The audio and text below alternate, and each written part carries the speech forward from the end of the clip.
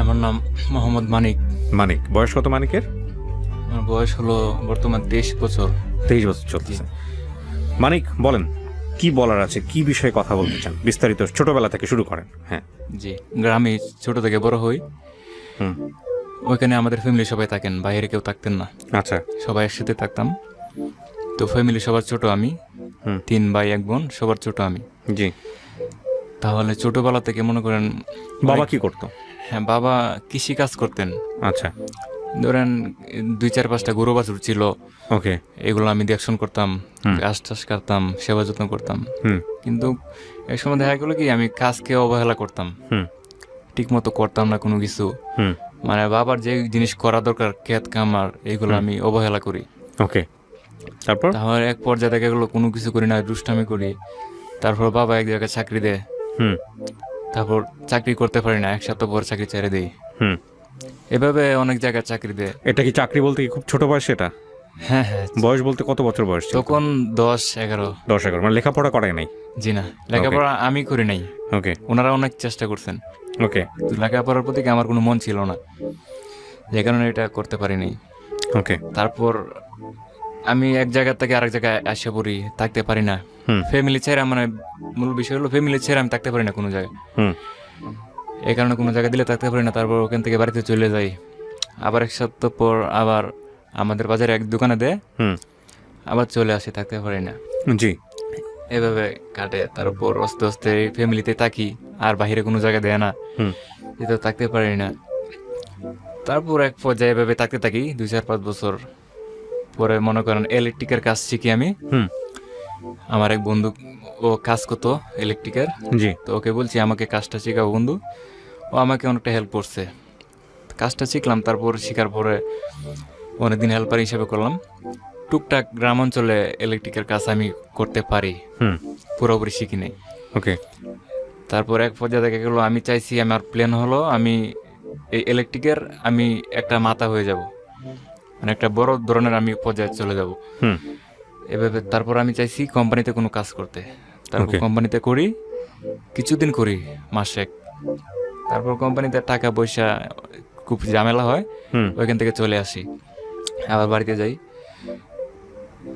যাওয়ার পরে আবার বন্ধুকে ফোন দিলাম, তারপর বন্ধু আবার ওর কোম্পানিতে না ঢুকাই দিল। কাজ করলাম, কাজ মোটামুটি শিখলাম। এই যে কোম্পানিতে ঢুকাই দিল, মানে ওই কোম্পানিতে আপনার কাজ কি ছিল? আমার কাজ ছিল, তখন তো আমি হেল্পার হিসেবে ছিলাম। ইলেকট্রিকের যে আপনার যে দায়িত্ব একটা আছে, আলাদা একটা দায়িত্ব, ওই দায়িত্ব ছিল আমার। ধরেন বোর্ড সুইচ, আপনার অনেক ধরনের ইলেকট্রিকের কাজ করতেন? জি জি। আচ্ছা, বয়স কত তখন আপনার? তখন হ্যাঁ, তখন আমার বয়স প্রায় 18। আচ্ছা, বলেন তারপর। তারপর এক পর্যায়ে আমি ওইদিকে অনেকদিন কাজ করি, প্রায় 5-6 মাস কাজ করি। আমার মোটামুটিভাবে একটা অভিজ্ঞতা হয়ে যায়, অনেকটা আমার আগ্রহ আছে। আমার যে সিনিয়র উস্তাদ, উনি বলছেন যে তোমার মানে খুব একটা আছে, আগ্রহ আছে এই বিষয়ে, তুমি শিখতে পারবা। তখন আমি কাজ করি। তারপর 6 মাস পরে আবার ঈদ আসে, ঈদের আগে বাড়িতে চলে যাই। আচ্ছা। টাকা পয়সা নেই, এরপরে আর কোম্পানিতে আমি আসি নাই। এই যে কাজের প্রতি আমার একটা অবহেলা। আচ্ছা। আসার পরে এভাবে বাড়িতে 1-2 বছর আরো এভাবে কাটাই ফ্যামিলি নিয়ে। তখন এই যে বাবার গরু বাছুর ছিল, ক্ষেত কলা একটু টুকটাক করি। এভাবে করতে করতে কিছুদিন চলে যায়। তারপর হঠাৎ করে আমাকে আমার বাবা মা, উনি পরামর্শ করে আমাকে জামাতো পাঠাই দেন, তাবলিগ। জি, তাবলিগে 3 দিনের জন্য, যে চলে যাও, চিল্লা দাও। হ্যাঁ চিল্লা দাও, একটু ভালো হইতে পারবা, দিনের পথে আসো। তারপর আমার বন্ধু বান্ধব ফ্রেন্ড ওদেরকে নিয়ে জামাতে যাই। যাওয়ার পর 3 দিন পরে বাড়িতে চলে আসি। আসার পরে ফ্যামিলিতে শুনি, আমি তো 3 দিন ছিলাম না, কিছু জানি না ফ্যামিলির ব্যাপারে। তারপর শুনি আমার যে বড় 2 ভাই, ভাই বউ ভাবি, ওনারা আলোচনা করতেছেন, কথা বলতেছেন প্রতিবেশী মহিলাদের সাথে আমার বিয়ের বিষয় নিয়ে। তখন আমি তো বুঝতে পারি নাই। তখন আমাকে অনেকে মজা করে বলে যে তোমার তো বিয়ে ঠিক হয়ে গেছে। আমি কিছু না, এটা মজা করো নাকি, বিয়ে করবো আমি আরো 4-5 বছর পরে, এখন আমার কিছুই করি নাই। ভবিষ্যৎ যে জিনিসটা, ওটা আমি করি নাই এখনো, এই বিষয়। তারপর এক পর্যায়ে দেখা গেল 2-4-5 দিন গেলে পরে আমার ফ্যামিলি থেকে আমার ভাই, ওনারা বলতেছেন, মা বাবা যে আমার মা বলতেছেন আমি তো বয়স হয়ে গেছে বাবা, দেখো তুমি হুম আমার অনেক বয়স হয়ে গেছে, আর বিশেষ করে হলো তোমার 2 ভাই বউ যে ওনাদের সংসার নিয়ে ঝামেলা আছে, হুম প্রত্যেকজনের পোলাপান আছে 2টা 3টা করে, হুম তাহলে আমার আলাদা একটা সেবা যত্ন আছে, হুম যে এক পর্যায়ে তখন আমি নিজের কাপড়গুলো ধুতে পারি না, হুম আমার পিছিয়ে একজন লোক দরকার। হয়তো গরিবের ফ্যামিলির সন্তান নিতে পারি, হুম কিন্তু চলাফেরাটা একটু অন্য টাইপের। হুম তাহলে মা বলতেছেন এখন তো আমার বয়স হয়ে গেছে, এখন আমি রান্না বাড়া কত কিছু আছে এগুলা পারি না। মানে ঘরে একটা বউ নিয়ে আসো। জি, তোমার জন্য আমরা একটা বউ দেখছি, এখন তুমি কি বলো? তখন আমি হঠাৎ করে সরাসরি তো মা বাবার সামনে এরকম কথা বলা ঠিক না, বলতেও পারি না। হুম তখন কিছু না বললে আমি চলে গেছি, আমি কিছু আমার ভাবতে দাও, দেখি কি হয়। তারপর বাবার এদিকে আমি দেখলাম কিছু নাই, হুম যে জায়গায় আমার জন্ম দিয়েছেন আমাকে মা, ওই মা যখন কথাটা বলছেন, হুম তাহলে অবশ্যই এটা ভালোর জন্যই বলছেন, সন্তানের খারাপ কোনো সময় চায় না। হুম তারপর আমি বলছি মা আমার তো ভবিষ্যৎ যে জিনিসটা এটা কিছুই করি নাই এখনো, রাইট 2-4-5 বছর পরে লইলে তো ভালো হয়। তখন মা বলতেছেন, সবাই বলতেছেন যে এলাকার যুগের এখন সিস্টেম ভালো না, হুম এখন ছেলে মেয়ে কত ধরনের ঘটনা হইতেছে, খুব রিস্ক, তোমার বয়স হয়ে গেছে এখন, আর এখন বর্তমানে এই বয়সে ছেলেরাকে মা বাবা একমাত্র তাদের দায়িত্ব শেষ করে দিতে হবে। হুম তারপর এক পর্যায়ে এভাবে গল্প করতে করতে করতে করতে আমার বিয়ে শাদী ওনার হাতে দিয়ে দিছি, বুঝছি তোমরা যেটা ভালো মনে করো ওইটাই করো। মানে বাপ মাকে বলছেন এটা? জি হুম কত সালের গল্প এটা? হ্যাঁ, এটা 2019 সালের গল্প। 19? হ্যাঁ। জি, তারপর মা বাবার কাছে আমি ছেড়ে দিছি এই বিষয়টা। হুম তাহলে ওনারা পরামর্শ নিয়ে আমার পার্শ্ববর্তী এলাকা, আমরা হলাম 1 নম্বর ইউনিয়ন, ওইটাও 1 নম্বর ইউনিয়ন, হুম। কিন্তু ওয়ার্ড 2টা, আচ্ছা পার্শ্ববর্তী এলাকা। ওকে ওইদিকে একটা মেয়ে দেখছেন, সম্বন্ধ দেখছেন, দেখার পরে মেয়ে আমার বোনই হয় হুম এই হিসাবে, হুম মানে হিসাব মিলে, সম্পর্কের দিক থেকে? জি সম্পর্ক দিক দিয়ে হিসাব খুব একটা মিলে। হুম তারপর আমার মা ভাই বাবা ওনারা গেছেন মেয়ের বাড়িতে গিয়ে দেখছেন, হুম ওইটাও আমি নিজেও পুরোপুরি জানি না, তারপরে বলছেন। হুম যাওয়ার পরে ওনারা মেয়ে দেখছেন, ওনাদের যে আমার শ্বশুরবাড়ির আর্থিক অবস্থা হুম খুবই দুর্বল, বিশেষ করে আমরা তো দুর্বল, মানে আমাদের থেকে অনেকটা দুর্বল, হুম এলাকার প্রতি তারা মানে খুবই একটা বেশি দুর্বল। মানে শুধু একমাত্র আমার মা একটা কথা বলছেন যে আমি চাই আমার ফ্যামিলির সবাই ছোট ছেলে, আচ্ছা আদরের ছেলে। আর বিশেষ করে আমার মা 5 ওয়াক্ত নামাজ পড়েন, মনে করেন রোজা নমাজ সবকিছু, এদিক দিয়ে আমার মা একটু হুম অন্যরকম।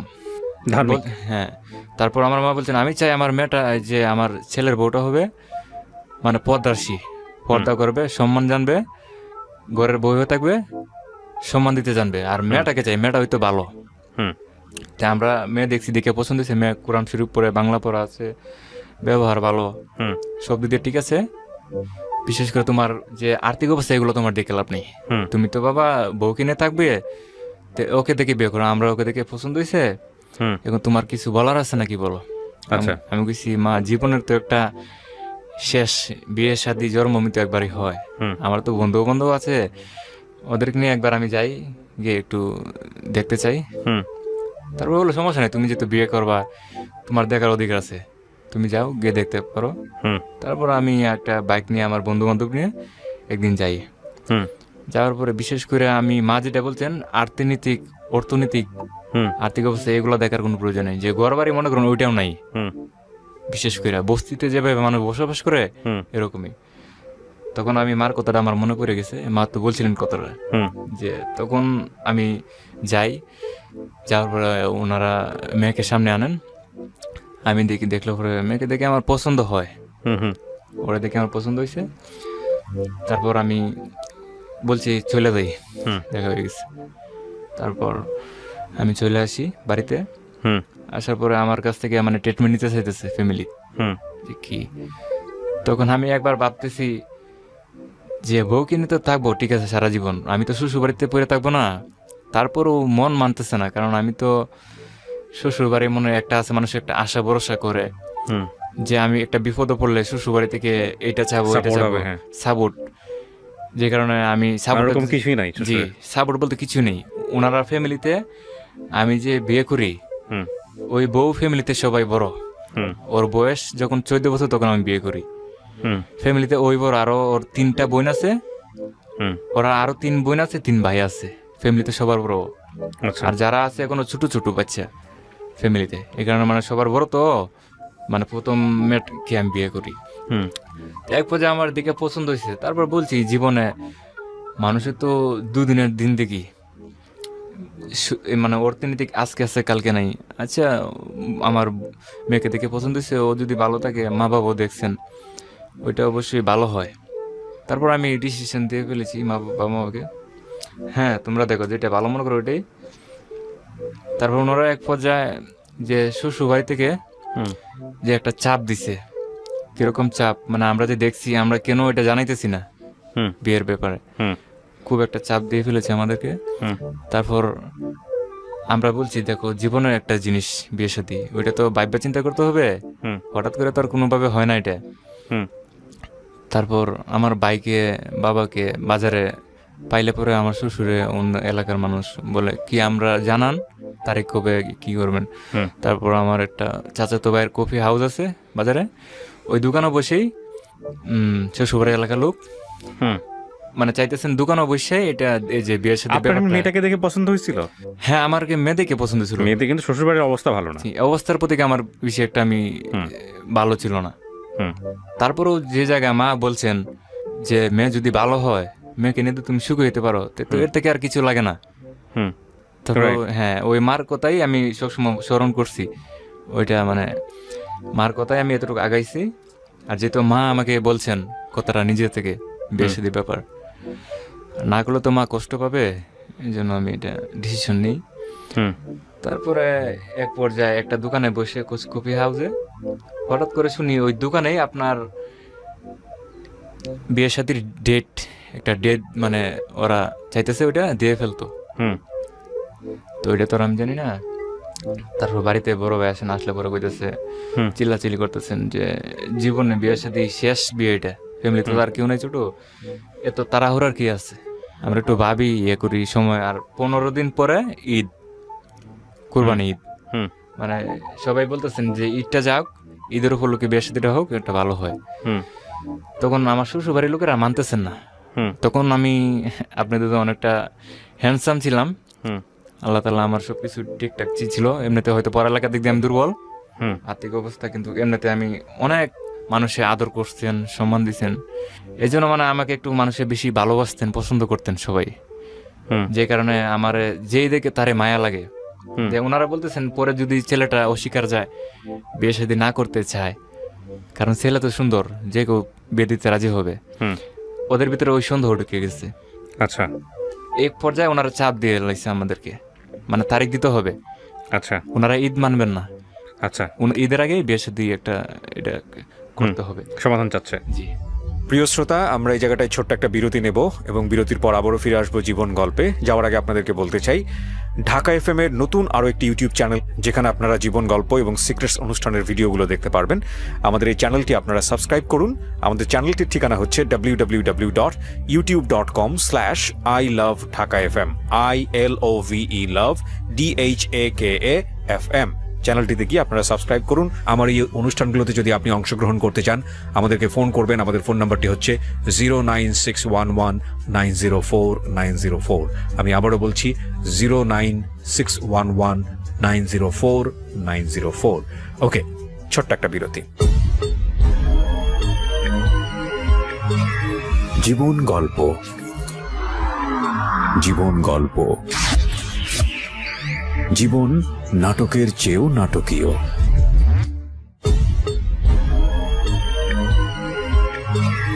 জীবন গল্প। Welcome back once again. প্রিয় শ্রোতা, আপনারা শুনছেন জীবন গল্প। আমি আরজি কিবরিয়া আপনার সঙ্গে রয়েছি। আমার এই অনুষ্ঠানগুলোতে যদি আপনি অংশগ্রহণ করতে চান, আমাদেরকে ফোন করবেন। আমাদের ফোন নাম্বারটি হচ্ছে 09611904904। আমি আবারও বলছি 09611904904। ওকে, আমরা যেখানটায় ছিলাম তারপর।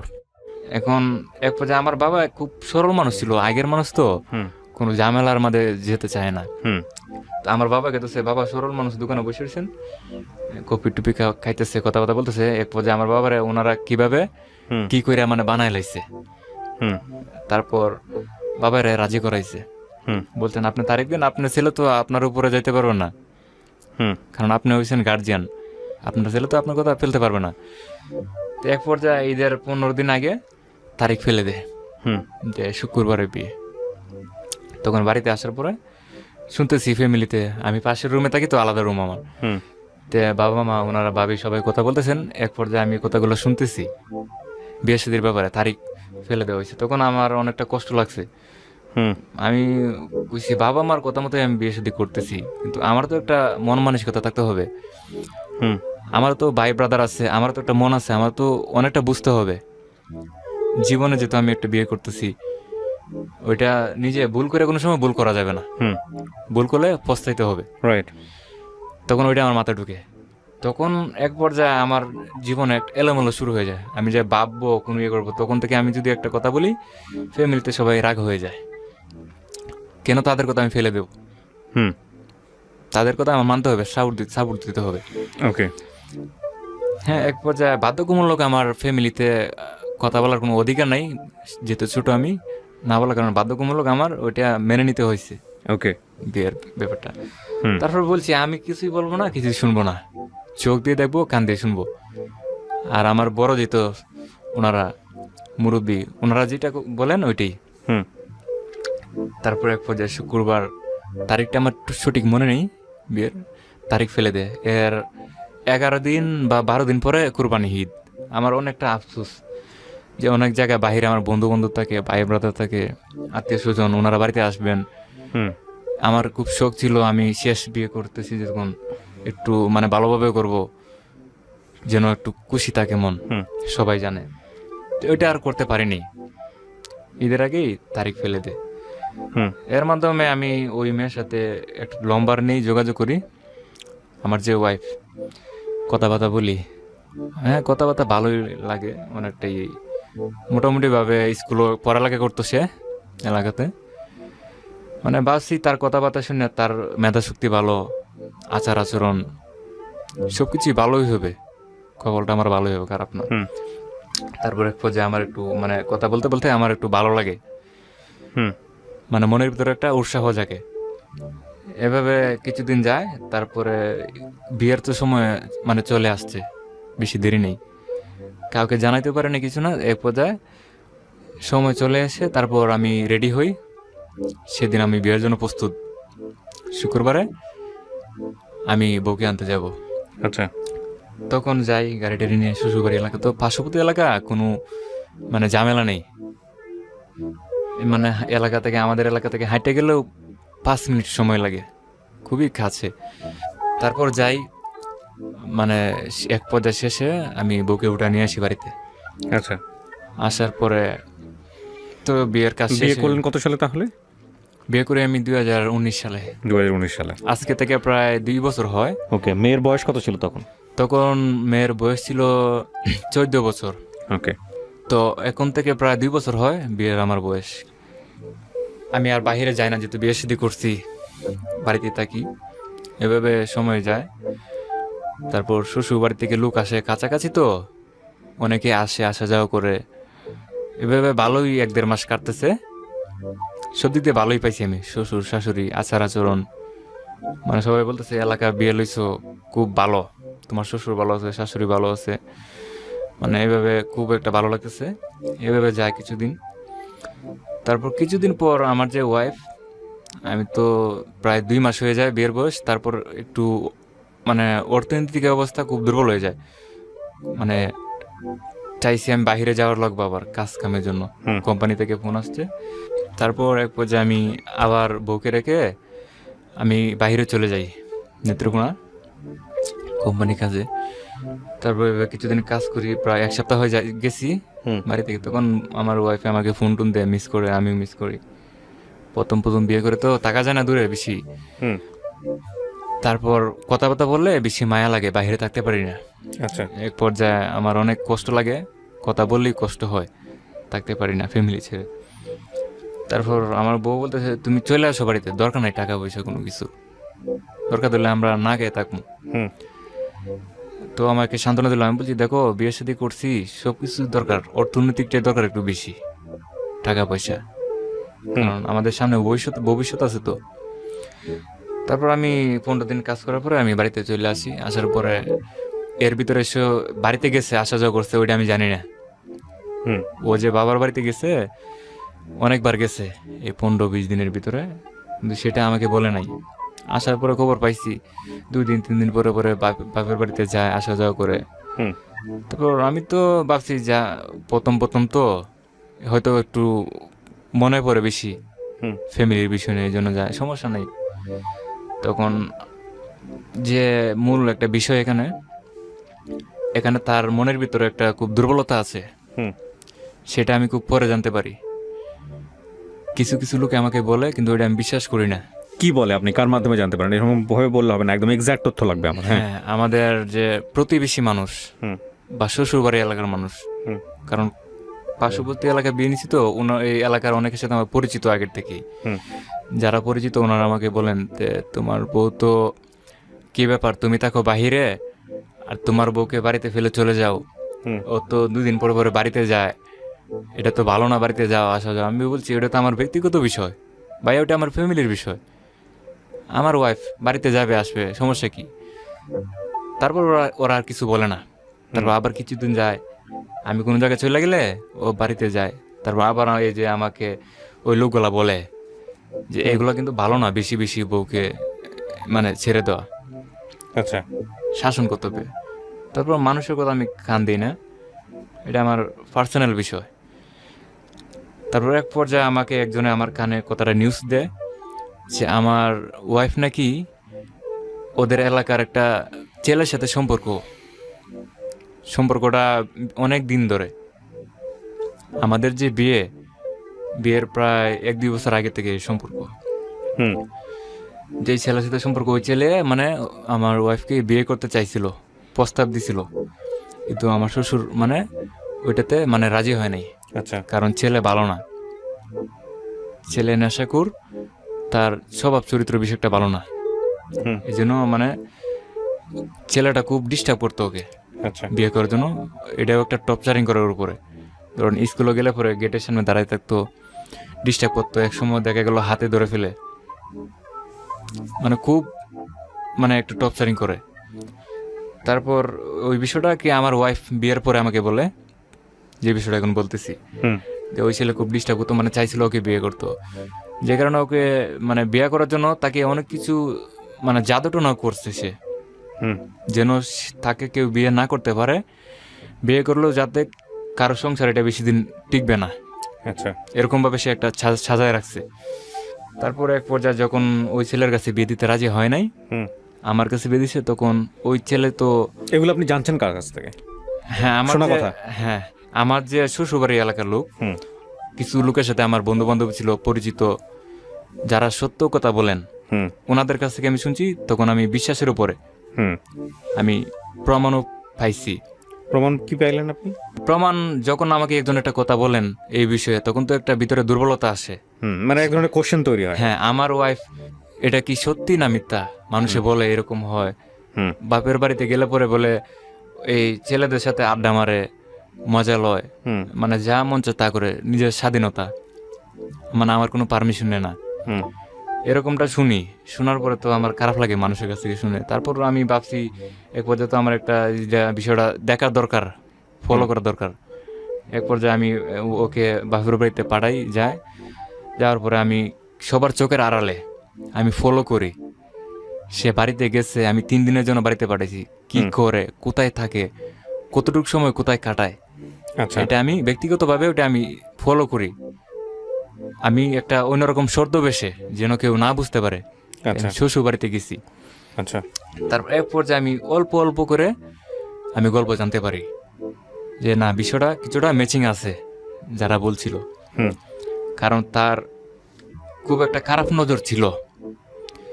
কিরকম, আমি যে তাকে বিয়ে করছি, হুম আমাদের জীবনে বিয়ে শাদী হয়ে গেছে, বিয়ে এমন একটা জিনিস, সংসার এমন একটা জিনিস, ওইটা সে তখনও বুঝতে পারেনি। যে আমি বয়স তো- কত ছিল ওর? তখন ওর বয়স ছিল 14 বছর। ওহো, বয়সটা আচ্ছা। কম ছিল একটু। হুম অনেক কিছু সে মানে মানে সংসারের বিষয়, স্বামীর যে কি সেবা, একটা মর্যাদা, ওইটার প্রতি তার একটা আকর্ষণ নাই। আচ্ছা মানে বিয়ে হয়েছে কিনা তার এটা নিজে মনে হয় মনে নেই, আচ্ছা তার আচ্ছা চলাফেরা দেখে বোঝা যায়। আচ্ছা তারপর আমি এভাবে ফলো করতে থাকি, রাত্রে দিনে যাই আশেপাশে। তারপর এক পর্যায়ে এভাবে আমি দেখতেছি কিছুটা আমার মানে সন্দেহজনক মনে হইতেছে। তারপর ভাবছি, আমি যেটা ভাবছি, আচ্ছা কিছুদিন যাক, দেখি মানুষের ভুল ভুল করে অনেকে করে, অনেক কিছু বয়স কম থাকলে হুম না বোঝার কারণে ঠিক হয়ে যাবে। কারণ সে তো আমার স্ত্রী, এখন তাকে আমি এখন কিছু বলবো না, কারণ সে কষ্ট পাবে বিষয়টা বললে। হুম এটা আমার কাছে থাক, এভাবে আমারটা আমার বুকে চেপে রাখি। আচ্ছা তারপর এভাবে কিছুদিন যায়। তারপর এক পর্যায়ে দেখা গেল সংসারের প্রায় 6 মাস 7 মাস হয়ে যায়। এর ভিতরে আমি বাইরে কোনো জায়গায় যেতে পারি না। 1 নম্বর কারণ, সে বাড়িতে থাকতে চায় বেশিক্ষণ, হুম ওদের বাড়িতে। আমার যে বাড়িটা, ওইটা না একটু খুব সুন্দর বাড়ি, মানে নিরিবিলি, বিশাল বড় বাড়ি। এদিকে মানে যে কোনো আড্ডা, মানে আমোদ ফুর্তি কোনো কিছুর অভাব নেই, সব কিছু আছে। তারপরেও মানে ওর মনে কোনো শান্তি নেই আমাদের বাড়িতে। হুম এক পর্যায়ে ওর বাড়িতে মানে থাকতে চায় বেশি। সেটা কারণ কি আমি বুঝতে পারলাম না। আমি আচ্ছা। বলছি না, বাড়িতে তো এত বেশি বেশি যাওয়া যাবে না, এখন তোমার বিয়ে হয়ে গেছে, আমার পারমিশন নিয়ে তোমার সব কিছু করতে হবে। আচ্ছা আমার যখন মন চায় আমি তোমাকে নিয়ে যাবো, তোমার যখন মন চায় আমাকে বলবা, আমি তোমাকে নিয়ে আসবো, একদিন থেকে আবার চলে আসবো। তখন সে ওইটা মানবে না। এটা আমার ব্যাপার, আমি আমার বাপের বাড়ির কাছে, আমি যাবো আসবো, তুমি বলবা না বলবা কি, তোমার কি বলতে হবে? হুম আমি হাঁটতে গেলে 5 মিনিট লাগবো, তোমাকে আমার বলার কোনো দরকার নেই, প্রয়োজন নেই। হুম তখন থেকে আমার মনে খুব ভীষণ একটা দুর্বলতা শুরু হয়ে যায়। আচ্ছা, মানে সন্দেহ তৈরি হয়। জি, হুম কেন আমার ওয়াইফ এত আমার অল্প, কথা শুনতেছে না। জি আমার কথা শুনতেছে না। তারপর খুব সময়টা খুব কম, আমি বিয়ে সাথে নিছি, এখনো আমরা পুরনো হয় নাই, এখনই আমার উপরে এরকম টর্চারিং। এটা তো এক ধরনের একটা মানসিক মানে দুর্বলতা ঢুকে যায় ভিতরে, হুম টেনশন। তখন আমি কাজেও যেতে পারি না, খাওয়া দাওয়া করতে পারি না, ঘুমও মানে আমার ঠিকমতো হয় না। হুম আমি শুধু টেনশনে পড়ে গেছি যে আমি তো ওই কথা ভাবতেছি, বাবা মা তো বলছিল মেয়েটা হইলে চলবে ভালো, আর কিছু লাগবে না। যে জায়গায় আমি কোনো অর্থনীতি দেখি নাই, আমি তখন ইচ্ছে করলে আমি ভালো ফ্যামিলিতে বিয়ে করতে পারতাম, হুম বিশাল ভালো ফ্যামিলিতে আমাকে গাড়ি বাড়ি দিয়ে বিয়ে দিবে। হুম। সেটা আমি কেন করি নাই? শুধু বাবা মা বলছে মেয়ে ভালো, ওইটা গরিব হইলেও মন ভালো আছে, সেই কথা রাখতে গিয়ে আমি অন্য দিক দিয়ে তাকাইনি। আজকে কেন আমার জীবনে হঠাৎ করে এলোমেলো শুরু হয়ে গেল? সেই বউ আমার কথা মানবে না, হুম এটা কেন হবে? তখন এক পর্যায়ে আমি এভাবে কিছুদিন বাড়িতে থাকি, আমি কোনো কিছুতেই আমি মানে সফল হইতে পারতেছি না। মানে মনোযোগ দিতে পারছি। হ্যাঁ, মানে কোনটা করব, কাজ করব না শুধু ঘুমাবো, মানে আমি বাসা থেকে এক পর্যায়ে আমি বাড়িতে পারি না টেনশনে, হুম কোনো জায়গায় একটা বসবো এরকমও নাই। এভাবে টেনশনে টেনশন কিছুদিন যায়। তারপর ও আমাকে আবার বলতেছে আমি বাড়িতে যাব। আমি বলছি বাড়ি থেকে তো কিছুদিন হলে আসলে, এখন তুমি 1 বছরের ভিতরে বাড়িতে যেতে পারবো না। হুম। ওইটা আমি একটু মানে বলছি যেমনি ভয় পায়। আচ্ছা তখন সে ভয় না পেয়ে সে আমাকে আর ধমক মারছে, আমি এখনই যাবো বাড়িতে, তুমি কি আমাকে। হুম তখন বলছি আচ্ছা ঠিক আছে যাও। বাড়িতে যায়, কিন্তু আমার বাড়িতে আসতে চায় না, হুম অনেক দিন হয়ে যায়। হুম তখন আমি শ্বশুর বাড়িতে যাই, আমি নিজেই যাই, বিরক্ত হয়ে এক পর্যায়ে জি সে কেন আমার সাথে যোগাযোগ রাখবে না, এতদিন থাকবে তার বাড়িতে জি অসময়ে। হুম তখন আমি ওদিকে যাই, যাওয়ার পরে বলছি চলো বাড়িতে চলে যাবো। ও বলতেছে না, আমি তো বাড়িতে যাবো না, আমি কিছুদিন থাকবো এদিকে। আমি বলছি এটা কার ডিসিশন? হুম বলে আমার কোনো ডিসিশন লাগে না।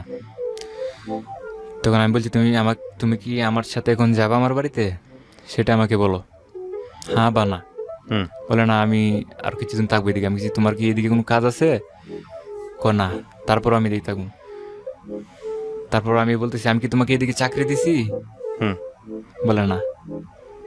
তা কেন তুমি আমার অনুমতি ছাড়া তুমি থাকবা এদিকে, আমার মুখে মুখে বলতেছো? হ্যাঁ, এটা আমার ব্যাপার, ব্যক্তিগত বিষয়। হুম তারপর এক পর্যায়ে আমি বলছি তুমি যদি আমার সাথে না যাও তাহলে আমি নিজে চলে যাব, আচ্ছা তুমি থাকো তোমার মতো, কোনো সমস্যা নেই। আচ্ছা আমারও কাজের একটা চাপ আছে, যেহেতু যাবে না, তখন আমি একা একাই একটু পানি পর্যন্ত খাইনি। সেও বলে নাই যে বসো একটু পানি খাও, হুম একটু রেস্ট নাও। তারপর আমিও রাগে যেহেতু আমার সাথে যাবে না, হুম আমি একে বাড়িতে চলে যাই। যাওয়ার পরে সবাই ভাবছে বউকে নিয়ে যাব, অবাক যে তুমি কালি হাতে কেন? আমি বলছি এমনি বউ, মানে এলাকার মানুষ আমি বলতেছি এমনি বউ বাড়িতে আসে কি করবে, হুম আমি তো সবাইকে এটা জানতে দেওয়া যাবে না। হুম আমারটা আমার কষ্ট আমার বুকে রাখছি। বাবা Okay. আমার কাছে বলি নাই ওকে এরকম আচরণ যে আমার সাথে করছে। ওকে বাবা মা বলছে কি তোর বউ আসে নাই? আমি বলছি না মা, ও তো কিছুদিন থাকতে চায়, ও একটু অসুস্থ, হুম থাক কিছুদিন। আচ্ছা তারপর আমি তো থাকতে পারি না, হুম যখন রাত হয় নিজুম খারাপ লাগে। খারাপ লাগে। যত রাত গভীর হয় তখন বিষণ্ণ শুরু হয় জীবনে। খুব স্বাভাবিক। জি। তারপর এক পর্যায়ে আমি তাকে বারবার ফোন দিই, ফোনও রিসিভ করতে চায় না। হুম দেখা গেল সে খুব একটা মারাত্মকভাবে ব্যস্ততার মধ্যে হুম পড়ে গেছে। হুম কিন্তু ব্যস্ততাটা কি সেটা তো আমার জানার দরকার।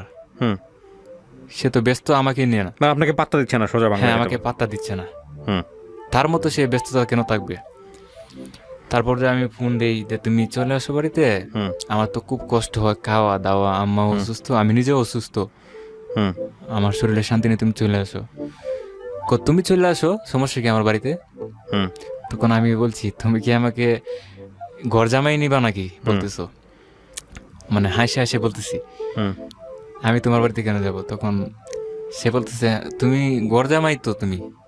ঘর জামাই তো তুমি? হ্যাঁ। আচ্ছা আমি বলছি সেটা আবার কবে হইলাম? এখন থেকে তুমি ঘর জামাই মনে হয় আমার কাছে। হুম তারপর আমি কথাটা মজা করে এটা ফেলে দিলাম, হুম যা বলছে তো বলছি। হুম তারপরে আবার মানে বউ ছাড়া থাকতে পারি না তো, মানে বউয়ের প্রতি আমার এত অল্প সময়ে ভালোবাসা বেশি জমে গেছে, হুম মানে যেটা আমার ফ্যামিলিতেও ছিল না। তাকে ওইটা একমাত্র আল্লাহ তাআলা জানেন এত ভালো আমি কেন বাসছিলাম। এই মেয়েটা কি আপনার প্রথম জীবনে লাভ? জি। ওকে ওই ওই লাভের আগে আমি জীবনে কোনো মেয়ের দিকে তাকাইও নাই, ওইটা জীবনে আচ্ছা। ফার্স্ট। ওকে তারপর? তারপর এক পর্যায়ে যে ভালোবাসাটা বেশি তার প্রতি আমার থাকতে পারি না। হুম দিনেও যেরকম কষ্ট, রাত্রে আরো বেশি কষ্ট। হুম ধরেন মানে বউয়ের হাতের ভাত খাইয়া বা একসাথে থেকে গল্প করে মানে অভ্যাস হয়ে গেছে, তখন এটা ছাড়া থাকা যায় না। আচ্ছা চেষ্টা করলো, তখন আমি ভাবছি যা ওদের বাড়িতে আমি চলে যাই। আচ্ছা তখন এক পর্যায়ে আমি মা বাবাকে বলে চলে গেছি ওদের বাড়িতে। কাজ কাম তো সবই বাতিল তার জন্য, হুম সব ক্যান্সেল। কাজ কেন করবো? কাজ করার তো মন মানসিকতা আমার নেই। হুম তখন ওর বাড়িতে যাই, গেলে পরে ভালো মন্দ জিগাইলে পরে আমি ভালো মন্দ জিজ্ঞেস করতেছি, ও আমাকে জিজ্ঞেস করে নাই তুমি কিভাবে ছিলা, এই যে আমি এতদিন ছিলাম না, তুমি কে তোমাকে রান্না করে খাওয়াইছে, হুম কিভাবে তোমার সময় গেছে, তুমি কি সুস্থ আছো, তার খবর আমার নিতে হচ্ছে। মানে ও আপনারা কিছু জিজ্ঞেস করে না, আপনি না উল্টা না, জিজ্ঞেস করেন? আমি কিভাবে ছিলাম, আমি কি খাইছি নাকি, তার প্রয়োজনীয় কোনো নয়। কিন্তু আমি অবশ্যই তার প্রয়োজন নিতেছি, তুমি যে ছিলা এদিকে তোমার তো কোনো সমস্যা হয় নাই, ঠিকমতো খাওয়া দাওয়া করছো তো, কোনো অভাব তো হয় নাই? বলো না আমি ভালো আছি। তারপর বলছি যে চলো, অনেকদিন তো হয়ে গেছে, এখন বাড়িতে চলো, হুম আমার তো ডিউটি করতে হবে, কাজে যেতে হবে, অনেকদিন হয়ে গেলো কাজে যাই না। হুম আর এখন কাজে না গেলে আমার চাকরিটাও ক্যান্সেল হয়ে যাবে, যেহেতু কাজটা আমি খুব কষ্ট করে শিখছি। ইলেকট্রিকের কাজ তো খুব সহজে শেখা যায় না। হুম ওকে বুঝাইতেছি কিন্তু ও বুঝতেছে না। তুমি কাজ করো, যায় সমস্যা কি, আমি তো আছি এইদিকে, যখন তুমি বাড়িতে আসবে আমাদের বাড়িতে চলে আসবে। তারপর এক এক পর্যায়ে একটা তর্কাতর্কি হয়ে যায়, আমার শ্বশুর শাশুড়ি মানে তখন এটা শুনে ফেলে, কি হয়েছে জিজ্ঞেস করে। তখন ও বলতেছে আরে দেখো না তোমার জামাই কি বেয়াদব, মানে শ্বশুর বাড়িতে এসে চিল্লাচিল্লি করতেছে, আচ্ছা আচ্ছা বেয়াদবের মতো কথাবার্তা বলতেছে। তখন যে ও একটু বড় গলা কথাবার্তা বলতেছেন, পাশের যে রুম ছিল হুম ফ্যামিলিতে ছিল, ওরা শুনতেছে। এক পর্যায়ে মানে আমাকে ওনারা এর ভিতর থেকে একটা সন্দেহ তৈরি হয়ে যায়, হুম মানে ওরা কি ব্যাপারে তো তাড়াতাড়ি কিছুদিন হলো বিয়ে হয়েছে, জামাই মানুষ, এখনই কেন এরকম করছো? চিল্লা চিল্লি হচ্ছে এইদিকে। হুম তারপর আমি তো কিছু অন্যায় করি নাই, মানে আমাকে ফাঁসাই দিছে, আমি বেয়াদব, আমি তার খোঁজখবর নেই না। সে বলতেছে আমি তার খোঁজখবর নেই না, সে যে তার বাড়িতে আসছে, এক পর্যায়ে এরকম কথা বলতেছেন। তারপর আমি কিছু বলি না, আমার কারণ বলার মতো কোনো ভাষা নেই। ভাষা আমি মানে যে ভাষাটা ছিল তখন এটা হারাই ফেলাই ভাষা, হুম মানে শুধু কান দিয়ে শুনি, চোখ দিয়ে দেখি।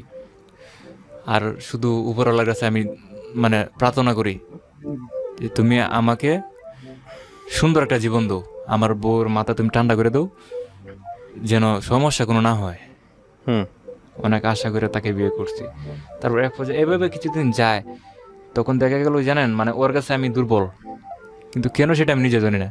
অথচ আমি কোনো দিক দিয়ে দুর্বল না, মানে তার আচরণে আমি যদি দুর্বল না হই তার কাছে, তাহলে সে আমার ফ্যামিলিতে থাকবে না।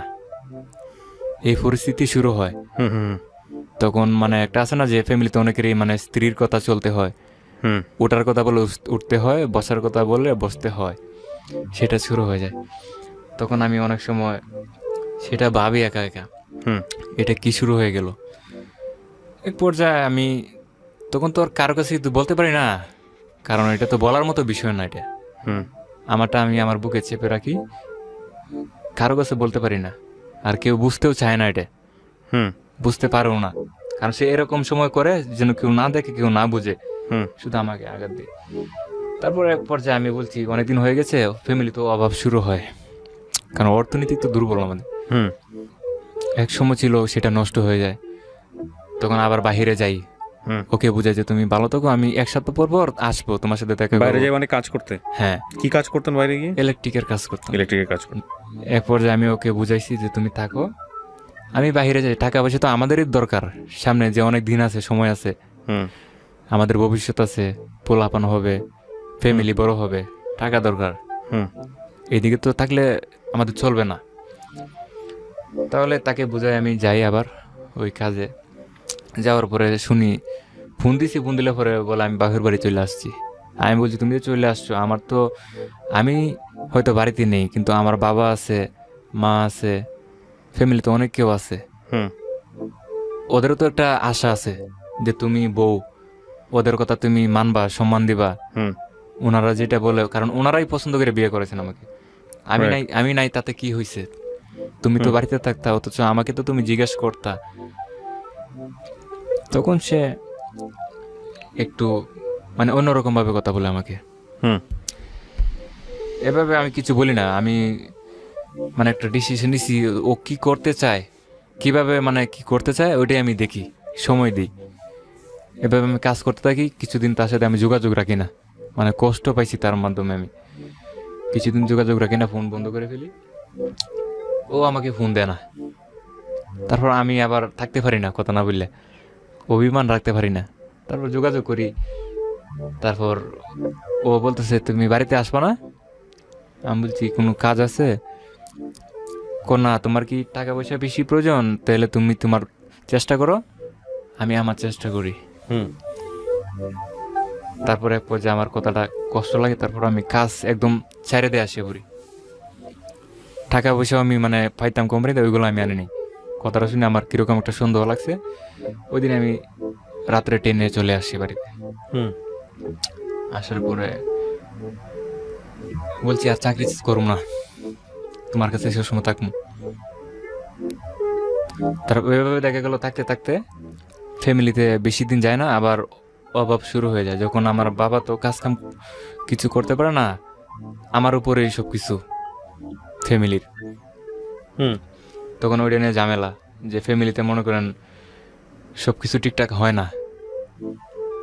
তখন আমার বাবা আমাকে 2টা গরু কিনে দেয়, কিছু ক্ষেত মানে জমা এগুলো রাখি আমাকে দেয়, যে এই ক্ষেতগুলো তুমি করো, দান করো, কর্ম করো, এখান থেকে তুমি ফলাফল ভালো পাইতে পারবা। তুমি এলাকাতে থাকলা, বউ মা বাবা সবার সাথে থাকলো, বাইরে কাজ করার দরকার নেই। আচ্ছা তো ওইটা ওই বিষয়ে আমার একটু অভিজ্ঞতা কম, যেটা আমার বাবা পারতেন কৃষি কাজ, গরু বাছুর, এই বিষয়ে আমার খুব অভিজ্ঞতা নাই, আমি পারি না এটা, হুম এই কারণে সমস্যা। তারপর কিছুদিন করি, তারপর আবার পারি না। তারপর আমি এক পর্যায়ে আমি এটা করি না, অবহেলা করি, ক্ষেত খামার এগুলা কৃষিকাজ। তখন বাবা গরুগুলা বিক্রি করে ফেলে, যে তোমাকে দিয়ে কাজ হবে না, তুমি তো সফল হইতে পারবে না। চাইছিলাম তুমি কাছে থাকো, নিজের ভবিষ্যৎ নিজে করো। এখন আমার তো কিছু করে না, আমি তো এটা পারি না, অভিজ্ঞতা নেই আমার। হুম তখন এক পর্যায়ে আমি আবার নরসিংদী, ওইদিকে আমার এক বন্ধু থাকে, কোম্পানিতে কাজ করে বিশাল বড়, হুম ওর সাথে যোগাযোগ করি, ও বলে চলে আসতো এইদিকে। আচ্ছা তারপর আমি বলছি তাহলে আমার তো ওয়াইফকে নিয়ে আসতে হবে এদিকে। তখন ওয়াইফ কোথায় থাকে আপনার? তখন আমার সাথেই থাকে। তখন আমি বলছি তখন বন্ধু আমার তো ওয়াইফকে নিয়ে আসতে হবে, নাহলে সমস্যা হয়ে যাবে, কারণ ওইদিকে তো অনেকটা দূরে, অনেকদিন থাকতে হবে। আচ্ছা। তারপর বলে ওটা তোমাদের বিষয় দেখো। তখন আমি ওয়াইফকে বলি, পরামর্শ করি একটা। তারপর আমার পরামর্শ সে মানবে না, আমি তোমার সাথে কেন যাবো এত দূরে। আমি বলছি আমি পৃথিবীর যে কোনো জায়গায় তোমাকে নিয়ে যাবো, সেটা আমাদের বিষয়, আমি তো তোমার স্বামী না। তো তোমার সমস্যা কোথায়, আমি কাজ করবো তুমি থাকবা বাসায়। বলে না আমি যাব না। তারপর ও যাবে না, এদিকে তো একটা ঝামেলা তৈরি হয়ে গেছে, আমি তো যেতে পারতেছি না তাকে এদিকে রাখিয়া। তারপর আমিও যাই না, এভাবে কাজ করি, মাঝে মাঝে আবার করি না, এভাবে সময় যায়। তারপর ও তো একটা সমস্যা, বাবার বাড়িতে বেশি থাকতে চায়, শ্বশুর বাড়ির কাছে তো। জি। হ্যাঁ, তারপর আমি সেটা মানে মানতে পারতেছি না। তখন আমার শরীরে অনেকটা রাগ আসতেছে যে সে আমার কথা মানবে না, বাপের বাড়িতে 2 দিন পর পর চলে যাবে, তার মতো সে চলবে, এটা তো হবে না, এটা তো কোনো জীবন না। এভাবে সময় যায়। তারপর আমি বাপের বাড়িতে যাওয়ার জন্য দিই না, না দেওয়ার কারণে সে তার বাবার কাছে ফোন দেয়, মার কাছে ফোন দেয়, যে আমাকে তো মারতেছে, আমি বাড়িতে আসার কথা বলছি এই জন্য মারতেছে, আমাকে আসতে দেয় না, আমার এই করে সেই করে। মানে সে একটু মিথ্যা কথা বেশি বলতো আর কি, কোনো আশ্রয় নিতে চাইলে মিথ্যা কথা বলতো বেশি। মানে এই জায়গাটা আমাকে দুর্বল করে লাইতো আর কি, মিথ্যা কথা বললে। যে কারণে তার কথা সবাই বিশ্বাস করতো ফ্যামিলিতে, সে মিথ্যে বললো এটা সত্য হয়ে যেত। আচ্ছা। আমারটা রাইট থাকতো না। তখন ওর শ্বশুর বাড়ি এলাকায় আসে, আমার লোক আসে, আসলে পরে সে বিচার দেয় যে আমার তো বাড়িতে যাইতে দেয় না। ওনারাও একটু এ কথা বলে নাই যে তুমি তো, তোমাকে বিয়ে দিয়ে ফেলেছি, তুমি তো স্বামীর অধীনে এখন। ও কথা না বললে তোকে খেয়ে যেতে দেবে না, তুই চল। এভাবে আমার ফ্যামিলি সবাই তাকায় রয়েছে। আমার শ্বশুরে বলতেছে তুই প্রতিদিন যাবি, প্রতিদিন আসবি, সমস্যা কি? আরো মানে মেয়েদেরকে শাসন না করে আরো চান্স দিতেছে। তারপর এক পর্যায়ে আমি বিষয়টা খুব কষ্ট পাই। আমার শ্বশুর তো বাড়িতে এসে যদি এরকম ভাবে কথা বলেন, চিল্লা পাল্লা করতেছেন, অবশ্যই তুই যাবি প্রতিদিন। তখন ওর কথা বিশ্বাস করতেছে, আবার চিল্লাচিল্লি করতেছে যে ওই ছেলে তো ভালো না, ওই ছেলে আমার মেয়েকে মারে, টর্চারিং করে, আর ওই মেয়ে তো ওই ফ্যামিলিতে রাখা যাবে না। তারপর এক পর্যায়ে মেয়েকে নিয়ে চলে যায়। আমার ফ্যামিলি সবাই অবাক হয়ে গেছে, শুধু থাকায় রয়েছে, বলার মতো কেউ কিছু নাই, কিছু বলেও নাই, ওনারাও কিছু বলে নাই যে আমার মেয়েকে আমি নিয়ে যাচ্ছি। ওকে প্রিয় শ্রোতা, ছোট্ট একটা বিরতি নেবার আগে আপনাদের সবার জন্য বলছি, ঢাকা এফএম এর আরও একটি ইউটিউব চ্যানেল যেখানে আপনারা আমাদের এই অনুষ্ঠানগুলোর ভিডিও কন্টেন্ট দেখতে পাবেন। আপনারা সবাই চ্যানেলটি সাবস্ক্রাইব করুন। আমাদের চ্যানেলটির ঠিকানা হচ্ছে www.youtube.com/iloveDhakaFM। আমার এই অনুষ্ঠানগুলোতে যদি আপনি অংশগ্রহণ করতে চান, আমাদেরকে ফোন করবেন। আমাদের ফোন নাম্বারটি হচ্ছে 09611904904। আমি আবারও বলছি 09611904904। ওকে, ছোট্ট একটা বিরতি। জীবন গল্প, জীবন গল্প, জীবন নাটকের চেয়েও নাটকীয়।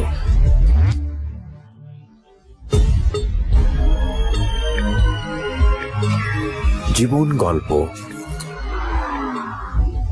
Welcome back once again. প্রিয় শ্রোতা, আপনারা শুনছেন জীবন গল্প। আমি আরজে কিবরিয়া আপনার সঙ্গে রয়েছি। আমার এই অনুষ্ঠানগুলোতে যদি আপনি অংশগ্রহণ করতে চান, আমাদেরকে ফোন করবেন। আমাদের ফোন নাম্বারটি হচ্ছে 09611904904। আমি আবারও বলছি 09611904904। ওকে, আমরা যেখানটায় ছিলাম তারপর। আমার ভিতরে অনেক কষ্ট তৈরি হয়, সময় যায় আর কষ্ট বাড়ে। তারপর বাবা মাকে আমি এক পর্যায়ে বলি যে এরকম কেন হইতেছে। তারপর আমরা কি বলবো, তোদের ভিতরে কি হইতেছে না হইতেছে ওটা তোরাই খুব জানোস, তো আমি জানি না। তুই কিছু করছস, কিছু মানে বলছস, কোনো খারাপ আচরণ করছস, আমি না কিছু না। তার এক পর্যায়ে সে বাড়িতে যাওয়ার পরে ওই যে তার বাবা নিয়ে গেল, প্রায় 15 দিন, এই যে 15-16 দিন হয়ে যায়, কোনো খবর টবর আসে না। আচ্ছা। ওইখানে থাকতেছে। তারপর আমি ফোন দিই, সে কথাবার্তা বলে আমার সাথে, জাস্ট এতটুকুই, কথা বলার মাধ্যমে একটু মজা।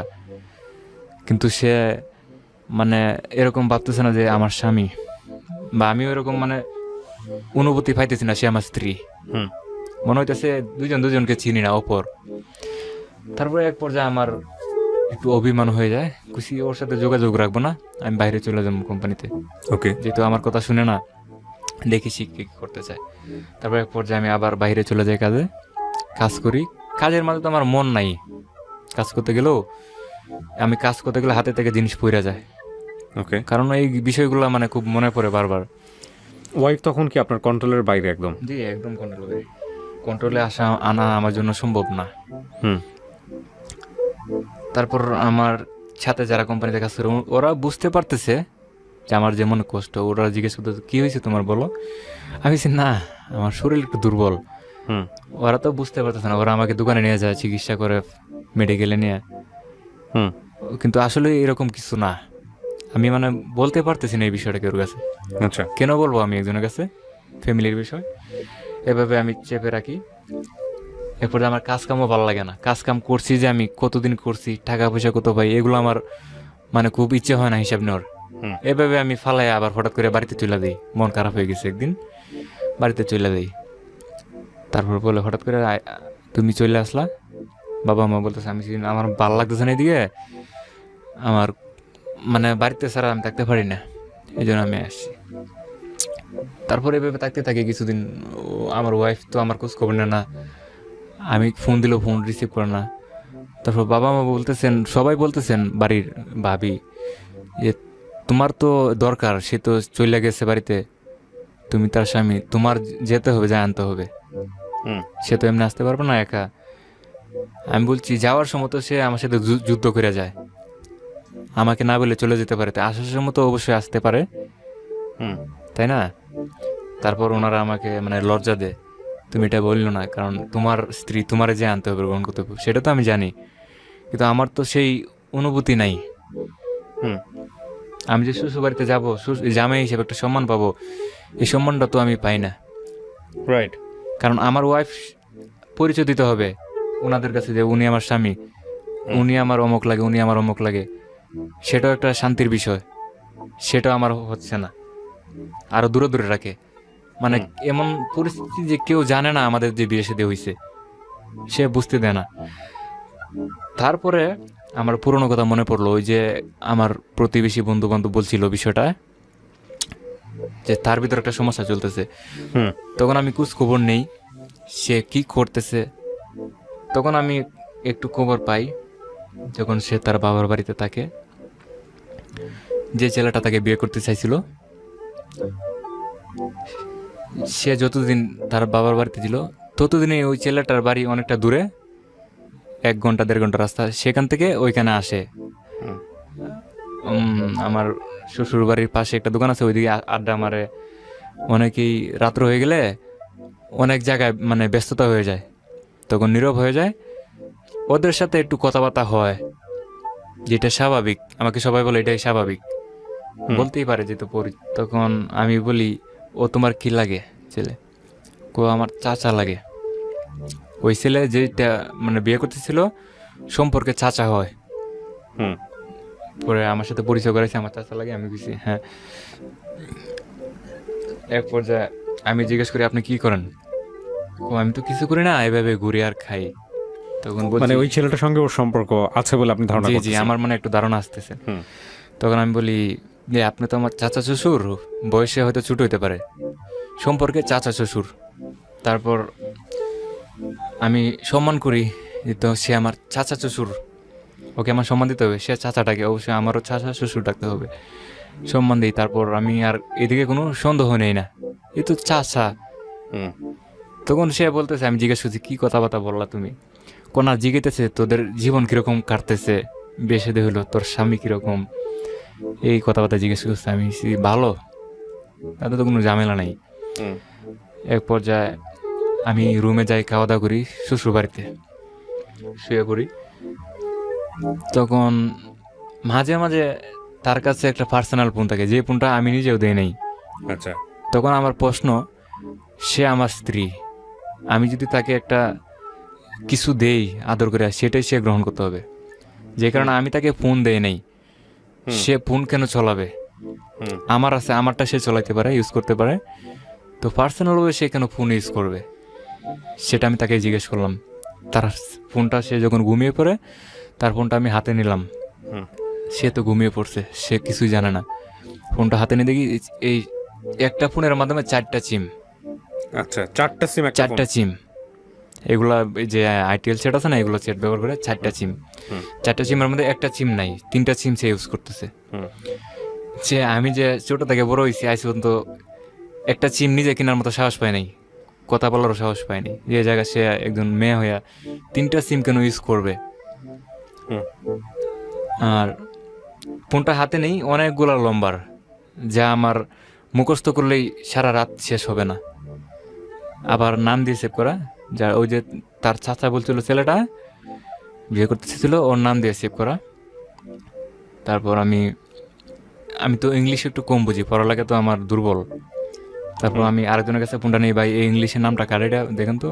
বলছে ওই নামটা তো আকাশ, আকাশ নামে। আমি বলছি আচ্ছা ঠিক আছে।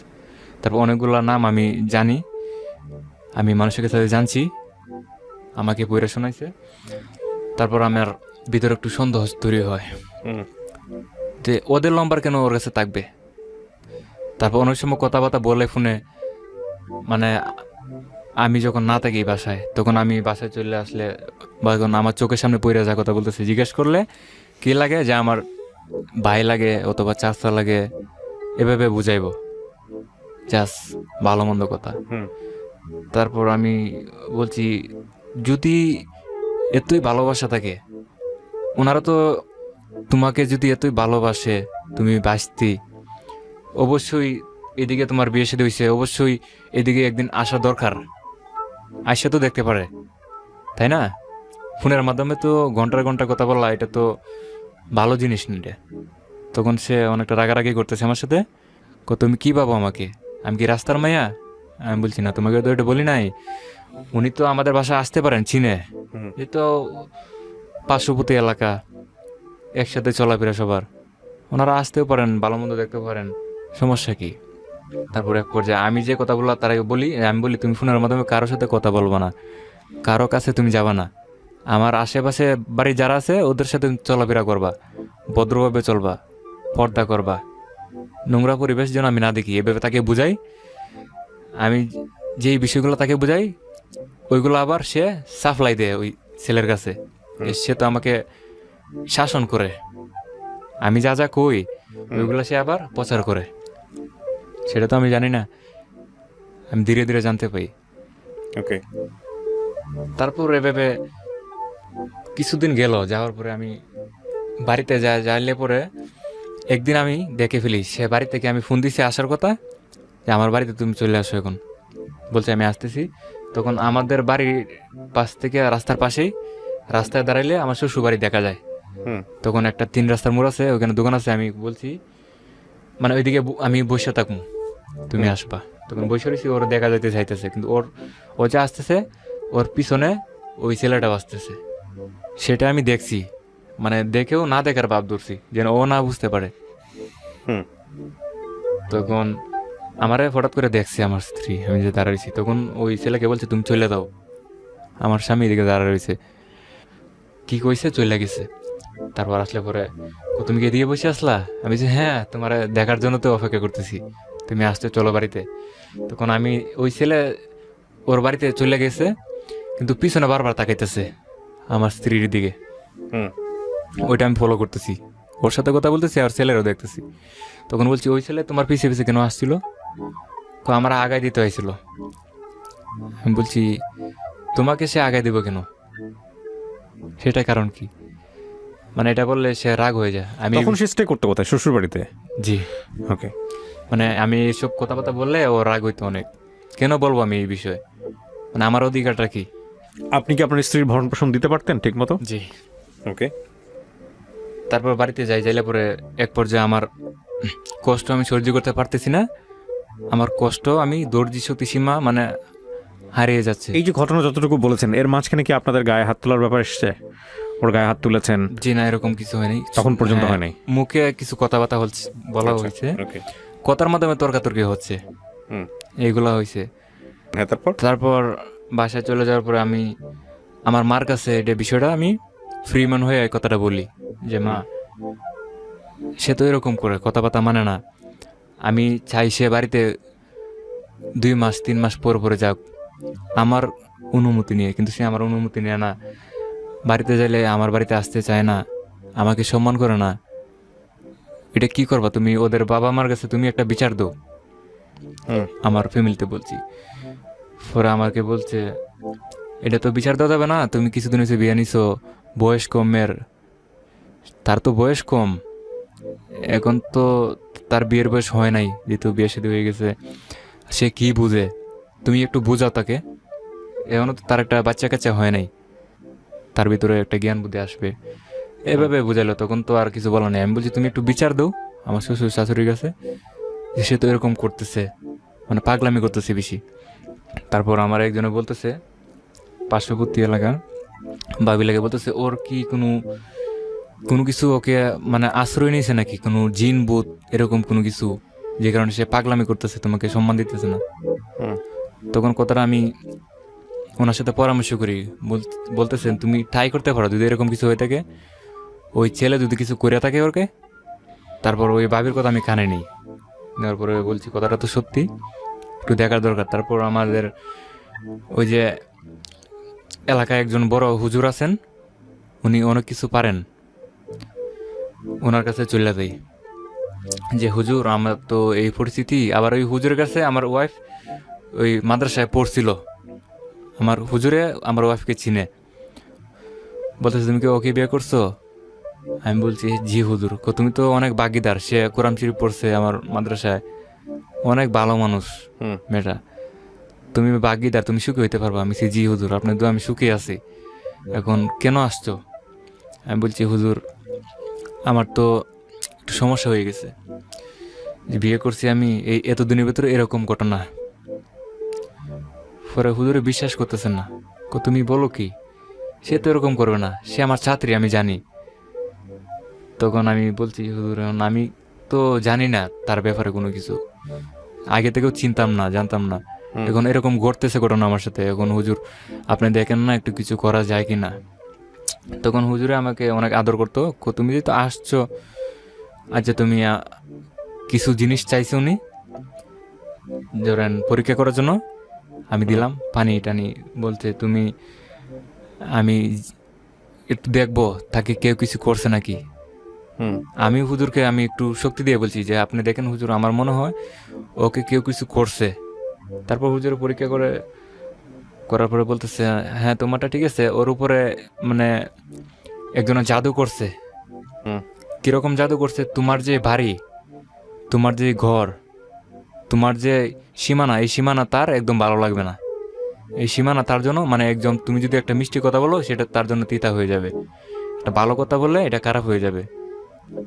এরকম তাবিজ করা হয়েছে, একটা জাদু করা হয়েছে, মানে ওর বাড়িতে সবসময় থাকতে চাইবে ও, মানে তোমার বাড়িটা একদম সে ক্যান্সেল, মানে কোনোভাবে তুমি রাখতে পারো না, এরকম জাদু করা হয়েছে যেন তোমার। তখন আমার যে ধারণাটা ছিল আগে সন্দেহ, সেটা আমি মানে পুরোপুরি ঠিক পাইলাম যখন হুজুরে বলছেন। তখন আমি হুজুরে বলছি সে হুজুর এটা কী করা যায়? কই এটা তো বিশাল বড় একটা কাহিনী, যে এরকম মানে জাদু করছে, এটা তো আমার দ্বারাতে সম্ভব না এটা, কারণ ওই জাদুর উপরে কোনো জাদু নেই। আমি বলছি তখন হুজুরে, হুজুর জাদুটা যে করা হয়েছে, আপনি যেই মানুষটা করছে জাদুটা, ওই মানুষটার নাম আমাকে একটু বলতে পারবেন? তখন উনি বলতেছেন না আমি নাম বলতে পারবো না। আমি অনেক চেষ্টা করছি ওনার কাছ থেকে, কিন্তু উনি বলবেন না, হুম। কারণ উনি ভাবছে যদি আমি কোনো কিছু করি ছেলেকে, যদি কোনো হয়ে যায়, এই জন্য আমাকে বলতেছে না উনি, তুমি যত কিছু বলো তোমাকে নাম বলা যাবে না। তারপর তো কিছু করার নেই, আমি চলে যাই। কিন্তু ওইটা মানে একটা বিষয় শিওর হয়ে গেল যে তাকে জাদু করছে একজনে। তারপর হুজুর এক বলছে তুমি পানি নিয়ে আসবা, তেল পরা নিয়ে আসবা, এগুলো আমি দিয়ে দেবো, গোসল টুসল দিবা, তুমি ভালো হয়ে যাবে। তাকে তুমি বলবা নামাজ পড়ার কথা, ইয়ে করার কথা। তারপর হুজুরের কথা মতো কাজগুলো করলাম। আমার মা তাকে কোরআন শরীফ আনিয়ে দিল, যায় নামাজ পড়ার জন্য। আমাদের পাশে মাদ্রাসা আছে, বলছে তুমি নেক্সট টাইমে সকালে বিকালে তুমি মানে ওনার কাছে যায় একটু পড়বা তুমি নেক্সট টাইমে। বুঝছি, উল্টাপাল্টা অনেক কিছুই করছেন। এই সিচুয়েশনে আসলে মানুষ অনেক কিছুই জি। করে। যাই হোক, হ্যাঁ, তারপরে জি। কি দাঁড়িয়ে আছে আর কি? এভাবে সে তো রাগারাগি করে, সে আমার কথা মানতে চায় না কোনো দিক দিয়ে।